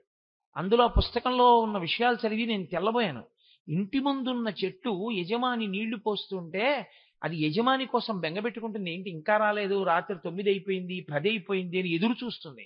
ఎందుకంటే దానికి ప్రాణం ఉందండి. అది పెరగట్లా రోజు రోజుకి. దానికి భయం ఉంటుంది, పారిపోదామని, అగ్నిహోత్రం వచ్చేస్తోంది కాలిపోదామని. కానీ కాళ్ళు 2 భూమిలో పెట్టేసి పాతి పెట్టి కాంక్రీట్ వేసేసినట్టు పెట్టేస్తారు. ఇప్పుడు అలా నిలబడి కాలిపోవడం వినా దానికి ఇలా తప్పుకోవడానికి కూడా మార్గం ఉండదు. దాంతో పోలిస్తే ఈశ్వరుడు మనకిచ్చిన ఉపాధి యొక్క గొప్పతనాన్ని ఆలోచించండి. ఏదో చేసుకోబట్టి ఇందులోకి వచ్చాం. ఇందులోకి వచ్చింది కొనసాగింపుగా మంచి పనులు చేసుకుని తరించి ఇంకొక మంచి ఉపాధిని పొందాలి. కానీ మళ్ళీ మళ్ళీ అటువంటి ఉపాధుల్ని మనంతట మనం పుచ్చుకోవడం ఎందుకు? ఈశ్వరుడి మీద నెపం పెట్టడం ఎందుకు? కాబట్టి బుద్ధిని మార్చు అర్జున. ఏది సత్యమో, ఏది కదలదో, ఏది ఎప్పుడూ ఉంటుందో అది ఇక్కడే ఉంది. అది సత్యం అనుకున్నావా ఇబ్బంది లేదండి. ఏది అసత్యమో అది సత్యం అనుకున్నావా ఇబ్బంది వస్తుందంటే. ఇది సత్యం, ఇది సత్యం, ఇది ఉంటుంది, ఇది ఉంటుంది, ఇది ఉంటుంది అని వెంపర్లాడుతూ కూర్చున్నాను అనుకోండి, ఉంటుందా? ఒక్కనాటికి ఉండదు. అది అబద్ధం, అది అసత్యం, అది ఉండేది కాదు, అది వెళ్ళిపోతుంది. అది ఉంటుందండి ఉంటుందండి ఉంటుందండి అని ఎన్ని మాటలు చెప్పినా వెళ్ళిపోతుంది. అది అసలు ఉందో లేదో తెలియదండి, లేదండి లేదండి అన్నా లోపల ఉన్న నేను వెళ్ళడానికి ఏం లేదు, అలాగే ఉంటుంది ఆ దేహి. ఏది ఉంటుందో అది నువ్వుగా నిలబడితే నువ్వు ఉద్ధరణ పొందుతావు. అప్పుడు ఇక్కడ ఉన్న నేనే అన్నిటిలో ఉన్న నేను కాబట్టి ఈ నేను సంతోషించడం ఎలా ఉంటుందో ఆ నేను సంతోషించడం అలా ఉంటుంది. కాబట్టి ఇందులో దీంట్లో ఉన్న నేను దేనికి బాధపడుతుందో అందులో ఉన్న నేను దానికే బాధపడుతుంది. నేను నడుస్తుంటే నా కాళ్ళల్లో కర్ర పెట్టాడు అనుకోండి ఎవరో, నేను తూలి కిందకు పడిపోయాను అనుకోండి, పడిపోతే వాడు చూసి పక్క నవ్వాడు అనుకోండి. రేపు అతను నడుస్తున్నప్పుడు కాళ్ళల్లో కర్ర పెట్టారనుకోండి, అతను పడిపోయినప్పుడు ఎలా ఉంటుంది? ఇదే బాధ పొందిందో అది అదే బాధ పొందుతుంది. కాబట్టి ఇందులో ఉన్న నేను దేనికి ఏ బాధ పొందుతుందో అన్నిటిలో ఉన్న నేను అదే బాధ అలాగే పొందుతుంది. ఉపాధి అలా ఉంచండి, సుఖదుఖములను అనుభవిస్తుంది. కాబట్టి ఈ నేనుకి ఆ నేనుకి భేదం లేదు. ఆ నేను ఈ నేను ఒకటే, రెండు ఎప్పుడు ఉండేవే. కానీ ముక్కల కింద కనపడుతున్నాయి. కానీ ముక్కలు కావు, ఆకాశం ముక్కలైనట్టు కనపడుతుంది. మఠాకాశము లేకపోతే ఏదో ఒక చోట ఘటాకాశము కుండలో ఆకాశంలా కనపడుతుంది, ఒక చోట గదిలో ఆకాశంలా కనపడుతుంది. అంత మాత్రం చేత ఆకాశం ముక్కలైపోయిందా? ఆకాశంలో ఏ మార్పు ఉండదు. ఏ మార్పు లేని ఆకాశం ఎలా ఉంటుందో నేను ముక్కలు కాకుండా అలాగే ఉంటుంది. అన్నిటిలో ఉన్న నేను ఒక్కటే, ఈశ్వర చైతన్యమే ఉంది. అరేరే, దీని సంతోషం ఎంతో దాని సంతోషం ఎంత. కాబట్టి దాన్ని ఎందుకు నేను బాధ పెట్టాలి? నేను పెట్టను. ఆ నేను బాధపడ్డం ఈ నేను బాధపడ్డమే. అందుకే నన్నయ్య గారు మహాభారతంలో ఒక అద్భుతమైన మాట అన్నారు. నువ్వు పనులు చేసే ముందు అగ్ని పరీక్ష ఒక్కటే. నేను ఈ పని చెయ్యనా చెయ్యద్దా? చట్రం ఒకటి ఉంటుంది, ధర్మచట్రం అని, అందులో పెట్టి చూడు. సరిపోతే చేసేయి, సరిపోకపోతే వదిలి. ఈ పని నాకు ఇతరులు చేస్తే నేను బాధపడతానా? బాధపడతాను, చేయకు. ఈ పని ఇతరులు నాకు చేస్తే సంతోషిస్తానా? సంతోషిస్తాను, చేసి. అంతే. ఇదొక్క పరీక్ష నువ్వు పెట్టుకోవడం అలవాటైతే నీకు అన్నిటిలో ఉన్న నేనుతో నీలో ఉన్న నేను సమన్వయం అవ్వడం వచ్చేస్తుంది. అలా కాకపోతే ఏమవుతుందంటే నీలో ఉంటే నేను, వాడిలో ఉంటే నువ్వు అవుతుంది. ఈ నేను నువ్వు మధ్యలో అవిద్య అజ్ఞానము అగాధం అంతా వచ్చి దీపం జన్మ పరంపర నశించిపోతుంది. అన్నిటిలో ఉన్న నేనుతో నీలో ఉన్న నేను కలిస్తే తత్వ అసి, అది నీవై ఉన్నావు. ఒకటే, ఆ ఈశ్వరుడే నువ్వై ఉన్నావు. అది తెలియనంతసేపు అజ్ఞానమే. కాబట్టి ఇది నువ్వు తెలుసుకుంటే దేహమును పొందుతున్నవాడివి నువ్వే, నీ కర్మల చేత ఈశ్వరుడు కాదు.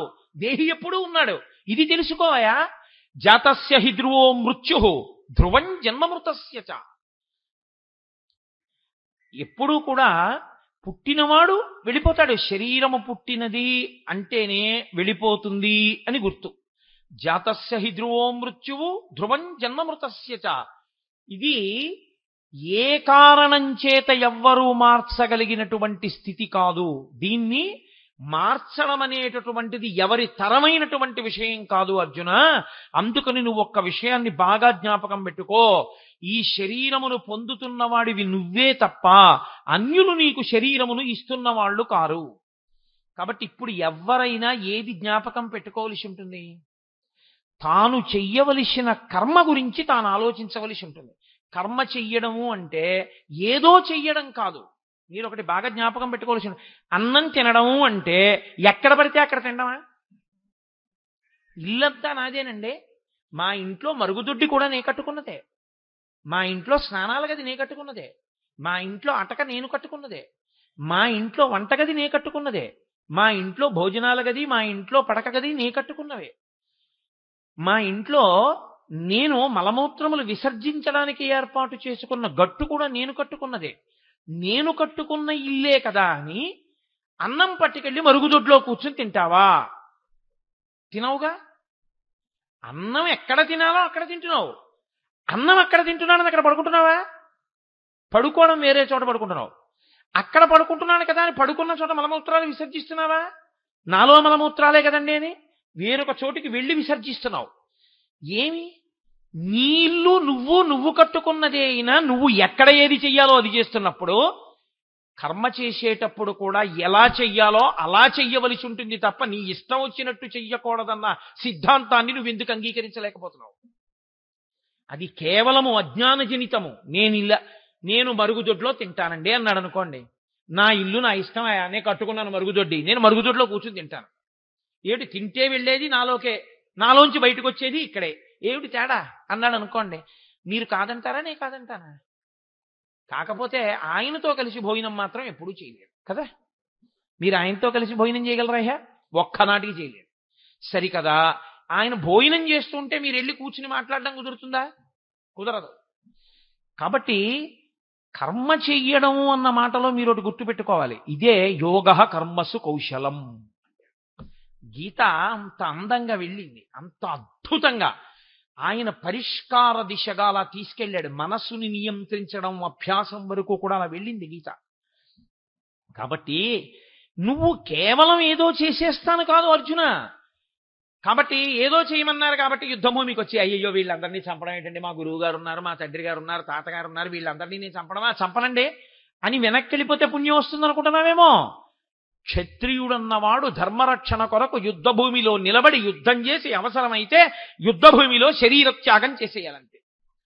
అలా చెయ్యడం నీ చేత కాకపోతే నువ్వు చెయ్యవలసిన పని చెయ్యని వాడివి అవుతావు. వేదము ఎవరు ఏం చెయ్యాలో చెప్పింది, ఆ వేదం ఏం చెప్పిందో అది చెయ్యాలి. అది మర్యాద. ఇప్పుడు అలా చేశావు పండుతావు, అలా చెయ్యలేదు పండవంతే. పండకపోతే ఇబ్బంది వస్తుంది లోకంలో.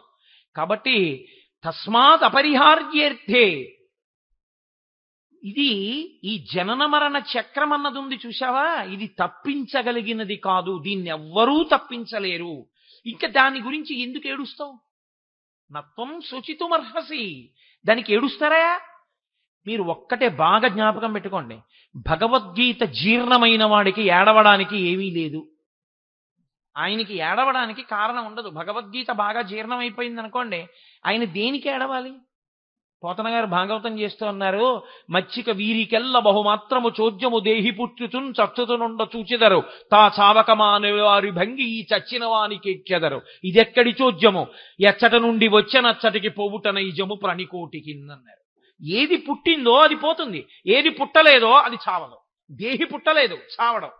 శరీరం పుట్టింది, చచ్చిపోతుంది. జాతస్య హి ధ్రువో మృత్యు ధ్రువం జన్మమృతస్య చ. ఏది చచ్చిపోయిందో అది మళ్ళీ పుడుతుంది. శరీరం చచ్చిపోయింది కాబట్టి మళ్ళీ ఇంకో శరీరంగా పుట్టుకొస్తుంది, ఇంకో చిన్న శరీరంగా పుట్టుకొచ్చి మళ్ళీ పెరుగుతుంది. పెరుగుతోందంటేనే, మార్పు చెందుతోందంటేనే మళ్ళీ మృత్యు వైపు వెళ్ళిపోతుందని గుర్తు. కాబట్టి ధ్రువం జన్మమృతస్య చ తస్మాద్ అపరిహార్యేర్థే. ఇది ఎవ్వరూ తప్పించగలిగినటువంటిది కాదు. దీన్ని మార్చడం ఎవరి తరం కాదు. ఇంకా దేనికి ఏడుస్తావు? నత్వం శోచితుమర్హసి. దీన్ని నేను మార్చలేను, దానికి తగినట్టు జాగ్రత్త తీసుకోవడం వినా మార్గం లేదు లోకంలో. ప్రవహిస్తున్నటువంటి గొప్ప ప్రవాహం, కాశీలో గంగలా హరిద్వార్లో గంగ ఉండదు. హరిద్వార్లో గంగలో స్నానం చేయాలంటే ఇనప గొలుసులు పట్టుకుని దిగాలి కిందకి. అలా పట్టుకోకుండా గంగే కదండి కాశీలో దిగాను మీరు అన్నీ అలాగే చెప్తారని దిగితే ఈడ్చేతలు పారేస్తుంది. ఇక నువ్వు ఉండవు. ఇంట్లో ఏదో కుర్చీలోంచి కిందకి దూకినట్టు పర్వతం నుంచి దూకుతానంటే కుదరదు. ఏది ఎలా ఉండాలో అలాగే ఉండాలి, దాన్ని మార్చడం కుదరదు. అన్నప్పుడు దాని విషయంలో నువ్వు జాగ్రత్తగా ఉండడం వినా ఇది ఇలా ఉంది ఏమిటండి అని ఏడిస్తే మారదు. ఏడిస్తే మారిపోతాయా? ఏడిస్తే మారేవి కావు ఇవన్నీ. కాబట్టి ఎందుకు ఏడుస్తున్నావు? చచ్చిపోతానని ఏడుస్తావు, పుట్టానని ఏడుస్తావు. చచ్చిపోతానని ఏడిస్తే చావాగదు, పుట్టానని ఏడిస్తే పుట్టకాగదు. దేహి గుర్తెరగకపోతే దేహి అలా ఉండకుండా పోవడం ఉండదు, దేహము ఉండడం అన్నది ఉండదు. మరి ఇక దేనికి ఏడుస్తున్నావు? నీ ఇంట్లో అగ్నిహోత్రం వేడిగానే ఉంటుంది. అయ్యో మా అబ్బాయి అండి పాపం అమాయకుడు అంటే వాడికి ఏమీ తెలియదు, పిచ్చివాడు, 2 ఏళ్ల పిల్లాడు.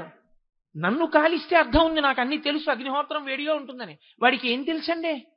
పాలగిన్నె అక్కడ పెట్టి మా ఆవిడ అలా వెళ్ళింది, పాపం 2 ఏళ్ల పిల్లాడు పాలు తాగేద్దాం అనుకుని గబగబా వెళ్ళి ఆ పాలగిన్నె ముట్టుకుని ఇలా తాగేయచ్చు అనుకుని ఒళ్ళో పెట్టేసుకున్నాడు. ఆ వేడి తగిలి ఇలా అన్నాడు. ఆ ఒళ్ళో పాలన్నీ ఉలికిపోయి పసి చర్మం తొడలు ఒళ్ళంతా కాలిపోయింది. దిక్కుమాలిన అగ్నిహోత్రం పసిపిల్లాడు తెలియని వాడిని కాల్చేస్తుందా అని నువ్వు ఏడిస్తే అగ్నిహోత్రం దగ్గరికి వెళ్ళి నువ్వు కర్రట్టుకుని అగ్నిహోత్రాన్ని కొట్టే ప్రయత్నం చేస్తే ఆ కర్ర కూడా కాలిపోతుంది తప్ప నువ్వు ఏడవకూడదప్పుడు. అగ్నిహోత్రం దగ్గరికి నీ పిల్లవాడు వెళ్లకుండా చూసుకోవాలి. ఇది ఈశ్వరుడు పెట్టిన చట్టం, ఈ జనన మరణ చక్రం. దేని కొరకు అంటే ఆయన నియంతయై శాసకుడై బాధ పెట్టడానికి పెట్టలేదు. మళ్ళీ మళ్ళీ అవకాశం ఇస్తే బాగుపడతాడేమో అని పెట్టాడు. మార్చిలో ఫెయిల్ అయిన వాడికి కనీసం మళ్ళీ వెంటనే ఇమీడియట్ సప్లిమెంటరీ అని పెడితే పాస్ అయి మళ్ళీ అకాడమిక్ ఇయర్ వేస్ట్ అవ్వకుండా ఇంటర్మీడియట్ చదువుకుంటాడని పెట్టినట్టు ఈ శరీరం వదిలిపెడితే ఇంకో శరీరం ఇచ్చాడు, పాపం పుణ్యం దాంతో తీసేసుకోరా అని. అసలు ఎన్ని జన్మలెత్తినా నీకు ఇది తెలియకుండా ఇంకా శరీరం పుచ్చుకోవడం శరీరంతో ఉండిపోవడం ఇదే సంతోషమైతే ఎలా కుదురుతుంది అర్జున? కాబట్టి తస్మాద్ అపరిహార్యేర్థే, తప్పించలేని చక్రం అది, జనన మరణ చక్రం. దాని విషయంలో నువ్వు చెయ్యవలసింది ఒక్కటే, నత్వం శోచితుమర్హసి, ఏడవకూడదు. నేను చచ్చిపోతానని ఏడవకో. ఇక నేను చావడం అంటూ ఉండేది శరీరానికి కాబట్టి చచ్చిపోయే శరీరంలోకి నేను వెళ్లకుండా ఎలా ఉండాలని ఏడు. అది ఆలోచించవలసిన విషయం. చావకుండా ఉండడానికి నువ్వు చచ్చిపోయేవాడివి కానే కావు, నువ్వు ఆత్మవి, నువ్వు లోపల ఉన్న దేహివి. నువ్వు దేహివన్న సత్యాన్ని నువ్వు తెలుసుకోచాలి. నువ్వు ఆ సత్యాన్ని తెలుసుకున్న ఉత్తర క్షణంలో భయం పోతుంది, అయోమయం పోతుంది. ఇదే నేను మీకు ఒక్క మాట చెప్పి పూర్తి చేస్తాను. రజ్జు సర్ప భ్రాంతి అంటారు, అద్వైతంలో చాలా ఎక్కువగా ఉపయోగిస్తారు దీన్ని. చీకట్లో వెళ్ళిపోతున్నాడు, ఎదురుగుండా ఏదో కదులుతోంది, అడ్డంగా పడుకుని ఆగిపోయాడు. అమ్మ బాబోయ్ ఎంత పెద్ద పాము, నల్లత్రాసు ఇక్కడ తిరుగుతోందన్నారు, ఇదిగో పడుకుంది ఇక్కడ అన్నాడు. కాదేమో త్రాడేమో ఇది అనుకున్నాడు. తల పైకెత్తినట్టు అనిపించింది. అమ్మ బాబోయ్ పామే. ఇంకొక 2 అడుగులు వెనక్కేసి చూస్తున్నాడు, అలా ఎటు కదులుతుందని. అది అక్కడే ఇలా తిరుగుతోంది. బుస్ బుస్ అన్న శబ్దం వస్తోంది. పామే. హడిలిపోయేలా నిలబడిపోయాడు. గభాలన గోడ దగ్గరికి వచ్చి దొరగారు అన్నారు, ఏం కోటేశ్వరారు అలా నిలబడిపోయారే, వెళ్తారుగా ఇలా గుడికి వెళ్ళటలేదే అన్నారు. దొరగారు పాము దొరగారు. పామా? ఇక్కడ పాము ఎక్కడుంది కోటేశ్వరారు, ఇక్కడ పాములేం లేవే అన్నారు. లేదు దొరగారు, నల్లత్రాంచ పడుకున్నది, మీరు కూడా లోపలికి వెళ్ళిపోండి. ఇప్పుడు మీరు బాగా జ్ఞాపకం పెట్టుకోవాల్సి ఉంటుంది. నేను అది పామా త్రాడా తెలియాలి. భయంతో ఉన్నాను, ఉద్వేగంతో ఉన్నాను, ఒళ్ళు చెమట పట్టేస్తోంది, బుసలు వినపడుతున్నాయి, పడగ కనపడుతోంది, నల్లటి పాము పడుకునుంది. ఈ స్థితిలో దొరగారు పట్టుకొచ్చి నా చేతిలో కోటేశ్వరారు ఈ యాపిల్ పండు పట్టుకోండి అన్నారు అనుకోండి, నాకేమైనా భయం తీరుతుందా? కోటేశ్వరారు ఈ 10,000 జేబులో పెట్టేసుకోండి అన్నారు అనుకోండి, 10,000 జేబులో పెట్టేసుకుంటే ఏమైనా తీరిపోతుందా? లేకపోతే మా అబ్బాయి వచ్చి నాన్నగారండి మీరు చదువుకున్న ఇదిగో రామాయణ గ్రంథం పట్టుకోండి అన్నాడు అనుకోండి, నా భయం తీరుతుందా? దొరగారు టార్చ్ లైట్ పట్టుకొచ్చి ఇలా వేశారనుకోండి, ఏమవుతుంది? పోయిందండి. ఊరే ఇది తాడ్రా అన్నానంతే. తాడ్రా అనగానే పడగలేదు, తాడ్రా అనగానే బుసలేదు, తాడ్రా అనగానే పాము లేదు. దగ్గరికి వెళ్ళి ఇలా చేత్తో పైకెత్తి, దొరగారు తాడు దొరగారు అచ్చు పాములో ఉంది చూసారా, ఇది చూసి ఎంత భయపడిపోయానండి అని అలా పక్కన బారేసి. ఏది సత్యమో అది తెలియగానే భయం పోయింది. ఏది సత్యమో అది తెలియగానే నీకు పట్టిన చెమట్లు పోయాయి. ఏది సత్యమో అది తెలియగానే నీకున్న ఆందోళనలన్నీ పోయాయి. ఏది సత్యము, దేహి సత్యమో, దేహి సత్యమనేటటువంటిది నీ ఎరుకలోకి వచ్చి అనుభవంలోకి రావాలి. ఇప్పుడు నేను పెద్దగా మాట్లాడేసినట్టు మాట్లాడేస్తే సుఖం కాదు, అనుభవంలోకి రావాలి. అనుభవంలోకి వచ్చి లోపల ఉన్నది ఎప్పుడూ ఉంటుంది, అది అంతటా ఉన్నది అని నేను తెలుసుకోగలిగాను అనుకోండి, అంతటా అది నామరూపములుగా కనబడ్డ మాయ తప్ప యథార్థముగా అది అదిగానే ఉన్నది అని నేను జ్ఞానమన్న దీపము చేత దర్శనం చేస్తే, ఆనాడు సత్యము ఎరుకలోకి వస్తే అప్పుడు మాత్రం ఇక శరీరంలోకి రాను. నేనుగా మిగిలిపోవడం అంటే ఆత్మయందు కలిసిపోయి పరమేశ్వరుడి యందు లయమై అలా ఉండిపోతాను. కాబట్టి అర్జున, ఇది సత్యం, దీన్ని తెలుసుకో. అంతేకాని జనన మరణ చక్రం గురించి భయపడి శరీరం శరీరం శరీరం అంటాయంటే, ఇలా తెచ్చుకుని నువ్వు తెచ్చుకున్నవే ఈ శరీరాలు. ఎంత గొప్ప సత్యాన్ని ఆయన బోధ చేస్తున్నాడో మీరు ఈ 2 శ్లోకముల వలన గుర్తెరుగుదురుగాక. రేపటి రోజున పద్మశ్రీ శోభానాయుడు గారు ఇక్కడ నర్తించడం కోసమని 2 రోజుల పాటు వస్తున్నారు. ఆ తల్లి ఆవిడ గొప్ప విదుషీమణి, నటరాజానుగ్రహాన్ని పరిపూర్ణంగా పొందినటువంటి తల్లి. ఆవిడ నర్తన అంటే అదేం సామాన్యమైనటువంటి నర్తన కాదు. ఆవిడ నటరాజస్వామి వారి యొక్క పరిపూర్ణమైన కృపాకటాక్షములను పొందిన వ్యక్తి. నేను ఎందుచేత అంటున్నానంటే ఈ మాట, నేను ఆవిడ నటించినటువంటివి, ఆవిడ చేసిన నాట్యాలు కొన్ని చూశాను. కొన్ని చూడటమేమి యథార్థంగా చెప్పాలంటే, శోభానాయుడు గారి డ్యాన్స్ రాజమండ్రి ఆనంద్ కళా కేంద్రంలో జరుగుతోంది అంటే, నేను పెద్దాపురంలో కాపురం ఉన్న రోజుల్లో ప్రత్యేకంగా దానికోసం బస్సులో వెళ్ళి అది చూసి రాత్రి ఎప్పుడో కారు వేసుకుని ఇంటికి వచ్చేవాడిని. ఆవిడ నాట్యం అంటే నాకు అంత ఇష్టం. ఎందుకో తెలుసా అండి, అదంత శాస్త్రీయంగా ఉంటుంది. ఆవిడ స్వామి నేనుండ వైకుంఠమందు అని ఆ ప్రియా కార్తికేయన్ అని ఆవిడ వెంకటేశ్వర స్వామి వారు వేసేవారు శ్రీనివాస కళ్యాణంలో. ఆవిడ నర్తన అంటే ఈ రోజుల్లో నాట్యం చేసే వాళ్ళకి అసలు పెదవులు కదలవు. ఆ పాడుతున్న పాటకు అనుగుణంగా పెదవి కదపరు, భావ ప్రకటన ఉండదు. లాస్యం ఉండాలంటే భావ ప్రకటన ఉండాలి. భావ ప్రకటనము చెయ్యగలగడం ఎవరికి వస్తుందో తెలుసా అండి? ఆ పక్కన పాడుతున్నటువంటి పాట యొక్క అర్థము బాగా తెలిసి ఉండి, ఎవరి గురించి పాడుతున్నారో దాని వెనక ముందు విషయాలు ఏమిటో, అందులో ప్రతిపాదింపబడిన రసం ఏమిటో బాగా తెలుసున్నవారైతే తప్ప అసలు అలా నర్తించలేదు. ఆవిడ ఈ వయస్సులో కూడా నిజంగా ఆవిడ అలా నర్తించగలుగుతున్నారంటే ఆవిడ కారణజన్మురాలు, మహాతల్లి. అటువంటి కారణజన్మురాలు రేపటి రోజున ఇక్కడ నాట్యం చేయడానికి వస్తున్నారు. రేపు ఎల్లుండి కూడా.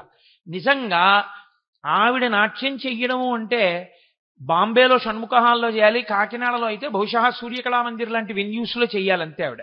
తప్పించి నాకు తెలుసున్నంత వరకు ఆవిడ ఇలా ఒక పల్లెటూరులో పక్కన పొలాలు, ఇన్ని లైట్లు, ఇలా ఓపెన్ ఎయిర్ ప్రాంగణాల్లోనూ ఆవిడ డాన్స్ చేస్తారని నేను అనుకోవట్లేదు.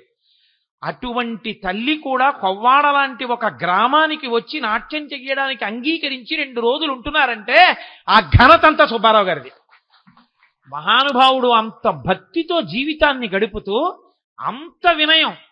నేను అప్పుడప్పుడు అంటుంటాను మా వాళ్ళతోటి, నేను అసూయ పడుతుంటా, సుబ్బారావుని చూస్తే ఆ వినయం నాకు లేదేమి అంటుంటాను. ఇలాగే ఉంటారు, ఎప్పుడు నాకు ఇది ఉందని ఇలా తలెత్తారు. ఆయన వినయానికి కదిలి వస్తున్నారు ఆవిడ అనుకుంటున్నాను నేను. రేపటి రోజున నృత్య కార్యక్రమం ఉంది, 7 గంటలకు ఉంటుంది ఆ సుబ్బారావు. రేపు 7 గంటలకి ప్రారంభం అవుతుంది. కానీ కొంచెం ముందుగానే మనం ఖాళీ చేయవలసి ఉంటుంది. ఆవిడ డ్యాన్స్ చేయడం అంటే ఇలా స్టేజ్ మీద చేయరు, దానికి ప్రత్యేకం సెట్స్ కూడా వేసుకుంటారు. అందున మీరు చూసి తీరాలి. నేను ఒక్కసారి చూసి తెల్లబోయిన సాయిబాబా గారి యొక్క బ్రాహ్మీ స్థితిని నర్తించారు ఆవిడ. ఇక్కడే ఈ స్టేజ్ మీదే చూశాను. ఇప్పుడు ఉందా అండి ఆ డాన్స్? ఆవిడ అది ఆ బ్రాహ్మీ స్థితి నోటితో చెప్పేది కాదు, అసలు అద్భుతం. అది పిల్లలతో గోళీలు ఆడుకుంటారు. ఆ బ్రాహ్మీ స్థితిలో ఉన్నవాళ్ళు పిల్లల్లో పిల్లాడైపోతారు. అసలు నోటితో చెప్పడం కుదరదని. యొగరతో వా భోగరతో వా సంగరతో వా సంగవిహీన యస్య బ్రహ్మణి రమతే చిత్తం నందతి నందతి నందచ్చైవ. సాయిబాబా గారు పిల్లలతో గోళీలాడడం దగ్గర నుంచి ఆవిడ అభినయిస్తారు ఆ బ్రాహ్మీమయమూర్తిగా. అసలు ఈవిడికి ఏమిట్రా, ఎక్కడి నుంచి వచ్చింది ఈ శక్తి అనిపిస్తుంది. అటువంటి నటరాజ ఉపాసకురాలు 2 రోజుల పాటు నాట్యం చేయడానికి ఇక్కడికి వస్తున్నారు. ఆ కారణం రీత్యా నేను ఇలా ఒళ్ళు మరిచి 15 గంట 20 నిమిషాలు ఎక్కువ తీసుకుంటే బాగుండదు. ఇంకొక కార్యక్రమానికి ప్రతిబంధకం కాకూడదనే నేను 1 గంట ఉపన్యాసం చెప్పి ఆపేస్తున్నాను. చెప్పలేక కాదు, 2 గంటలు. కాబట్టి రేపటి రోజు మాత్రం 5:06కే ఉపన్యాసం ప్రారంభం చేస్తాను. 5:06కి మొదలుపెట్టి 6:30 మధ్యలో ఆఫ్ చేసేస్తాను. అసలు నేను అది కూడా ఎందుకురా నువ్వు చెప్పడం, రేపు ఓ రోజు మానేస్తే నీకేమైనా సంకటమా అని మీరు అనుకోకండి. నేను మానేస్తాననే అన్నాను. రేపు ఎల్లుండి నేను చెప్పనండి, ఆవిడ నాట్యం చూద్దామని చెప్పాను. సుబ్బారావు గారు అన్నారు, అలా కాదులేవయా, పేపర్లో వేశాం కదా, ప్రవచనం అనేటటువంటిది ఒక గొప్ప కార్యం జరిగేటప్పుడు ఈశ్వర సేవ యందు బోధ అన్నది చాలా చాలా ప్రధానం. అందులో సాయిబాబా గారి జీవితం అంతా నిజానికి ఆ అందించిన ప్రక్రియ. అటువంటి చోట ప్రవచనం ఆగిపోకూడదు. అందుకని నీకు ముందు ఇంకో బల్ల వేస్తాను, రేపు దాని మీద కూర్చుని చెప్పు 2 రోజులు అన్నారు. అందుకని రేపు ఎల్లుండి ఆ ముందు కూర్చుని మీ అందరికీ కొంచెం భరించవలసి ఉంటుంది నన్ను మీరు. కాబట్టి ఒక్క 30 నిమిషాలో 45 నిమిషాలో ఏదో ఒక విషయాన్ని గీతలోంచి మాట్లాడతానంటే దీనికి కొనసాగింపే మాట్లాడతాను. తదనంతరం 2 రోజులు ఆవిడ నృత్య కార్యక్రమం ఉంటుంది. 2 రోజుల తరువాత మళ్ళీ యథాతథంగా కార్యక్రమాలు ఉంటాయి. కాబట్టి రేపటి రోజున మీరు ఇవాళ వచ్చినట్టుగా వస్తే మీకు ఆ కుర్చీలు దొరకవు. 2, మీరు ఆ నృత్యాన్ని ఎక్కడో నిలబడి చూస్తే చాలా ప్రతిబంధకాలు ఉన్నాయి కాబట్టి మీరు అందంగా చూడడం కుదరదు. కాబట్టి అందంగా మీరు అంత గొప్ప కార్యక్రమం కొవ్వాడకొచ్చి శోభానాయుడు గారు చెయ్యాలంటే సుబ్బారావు గారు అడగకపోతే ఆవిడ వస్తారని నేను ఒక్కనాటికి అనుకో. ఇది కొవ్వాడ వాసుల అదృష్టం. కొవ్వాడ పరిసర ప్రాంతాల వాళ్ళు దీన్ని వినియోగించుకోకపోతే ఇంకా అంతకన్నా అమాయకత్వం, ఇంకా అంతకన్నా దురదృష్టం ఇంకోటి లేదు. కాబట్టి రేపు సాయంకాలం తాళాలు పెట్టేసి ఇళ్ళకి అందరూ కుటుంబాలతో వచ్చేయండి చూద్దురు కానీ నిశ్శబ్దంగా మాత్రం కూర్చోండి. ఆవిడ్ని ఆయన అంత అభిమానంగా అంత గౌరవంగా తీసుకొచ్చినందుకు ఆవిడ మర్యాద నిలబడాలి. మనం నిశ్శబ్దంగా ఉంటే చాలు. కాబట్టి రేపు సాయంకాలం 5:15 నుంచే మీరు స్థానాలు ఆక్రమించకపోతే మీకు కూర్చుని చూడడానికి అవకాశం చిక్కదు. కానీ కార్యకర్తలు కొన్ని స్థానాలు ఆఫ్ చేసి ఇందులో కూర్చోకండి అన్నవి మాత్రం ఆక్రమించేయకండి. పెద్దరికాలు కొంతమందిని కూర్చోబెట్టుకోవడం వాళ్ళకు ఉంటాయి కదా. నా మాట పట్టుకుని కోటేశ్వరరావు కూర్చోమన్నాడు, అన్నింట్లో కూర్చుంటుకోండి. ఏదో 2 వరుసలో 3 వరుసలో వాళ్ళు అడుగుతారో ఉంచండి. ఇప్పుడు దీని తరువాత ప్రవీణ్ కుమార్ అనుకుంటా, చిరంజీవి ప్రవీణ్ కుమార్ మంచి వృద్ధిలోకి వస్తున్నవాడు. నాకు అన్నిటికన్నా అతనిలో నచ్చిన విషయం ఏమిటంటే ఓ మాట అన్నాడు ఈ మధ్య అయ్యప్ప స్వామి గుళ్ళో పాట పాడి, ఇవాళ నేను ఈ పాట పాడగలుగుతున్నాను అంటే దీనికి అంతటికీ కారణం కర్త కర్మ క్రియ మా గురువు గారు పెద్దాడ సూర్యకుమారి గారే అన్నాడు. గురువు యందు ఆ గౌరవం లేని వ్యక్తి ఆధ్యాత్మికతలో కానీ, నాదోపాసనలో కానీ, నృత్యంలో కానీ ఎందులో రాణించాడు. ఆ పిల్లవాడు చిన్న వయస్సులో పట్టుకోవలసిన విషయాన్ని పట్టుకున్నాడు. అందుకే నాకు ఆ పిల్లాడంటే ఒక ప్రత్యేకమైన అభిమానం. ఏమిటి అభిమానం అంటే గురువు గారి మీద అతనికి ఉన్న గౌరవం. ఆ గురువు మీద గౌరవం అలా నిలబడాలి. అతను శివశంకరి అన్న పాట ఒకటి ఉంది, ఘంటసాల గారు పాడింది, జగదేక వీరుని కథ అనుకుంటాను సినిమా, నాకు గుర్తులేదు సరిగ్గా. అది సామాన్యమైన పాట ఏం కాదు, చాలా బాగుంటుంది. ఆ పాట కూడా అవలీలగా పాడాడు మన అయ్యప్ప స్వామి గుళ్ళో. కాబట్టి నేను కూడా కాసేపు 2-3 కీర్తనలు అతను పాడుతుంటే వింటాను. చక్కగా అటువంటి పిల్లల్ని మనం అభ్యున్నతి పథంలోకి తీసుకురావాలి. వాళ్ళు రేపు సంతోషంగా చెప్పుకోవాలి, పెద్ద విద్వాంసులై కాకినాడ కొవ్వాళ్ళలో చేసిన సభలో పాడితే ఎంత సంతోషం పొందానో అని. కాబట్టి చక్కగా మీ అందరు ఇలాగే నిశ్శబ్దంగా కూర్చుని అతని యొక్క గానామృతాన్ని గ్రోలెదరుగాక. మంగళాశాసనపరై మదాచార్య పురోగమై సర్వైశ్య పూర్వైరాచార్యై సత్కృతాయాస్తు మంగళం. మంగళం కోసలేంద్రాయ మహనీయ గుణాత్మనే చక్రవర్తి తనూజాయ సర్వభౌమాయ మంగళం. ఉమాకాంతాయ కాంతాయ కామితార్థప్రదాయినే శ్రీగిరీశాయ దేవాయ మలినాథాయ మంగళం. కరచరణకృతం వా కర్మవాక్కాయజం వా శ్రవణమైనజం వా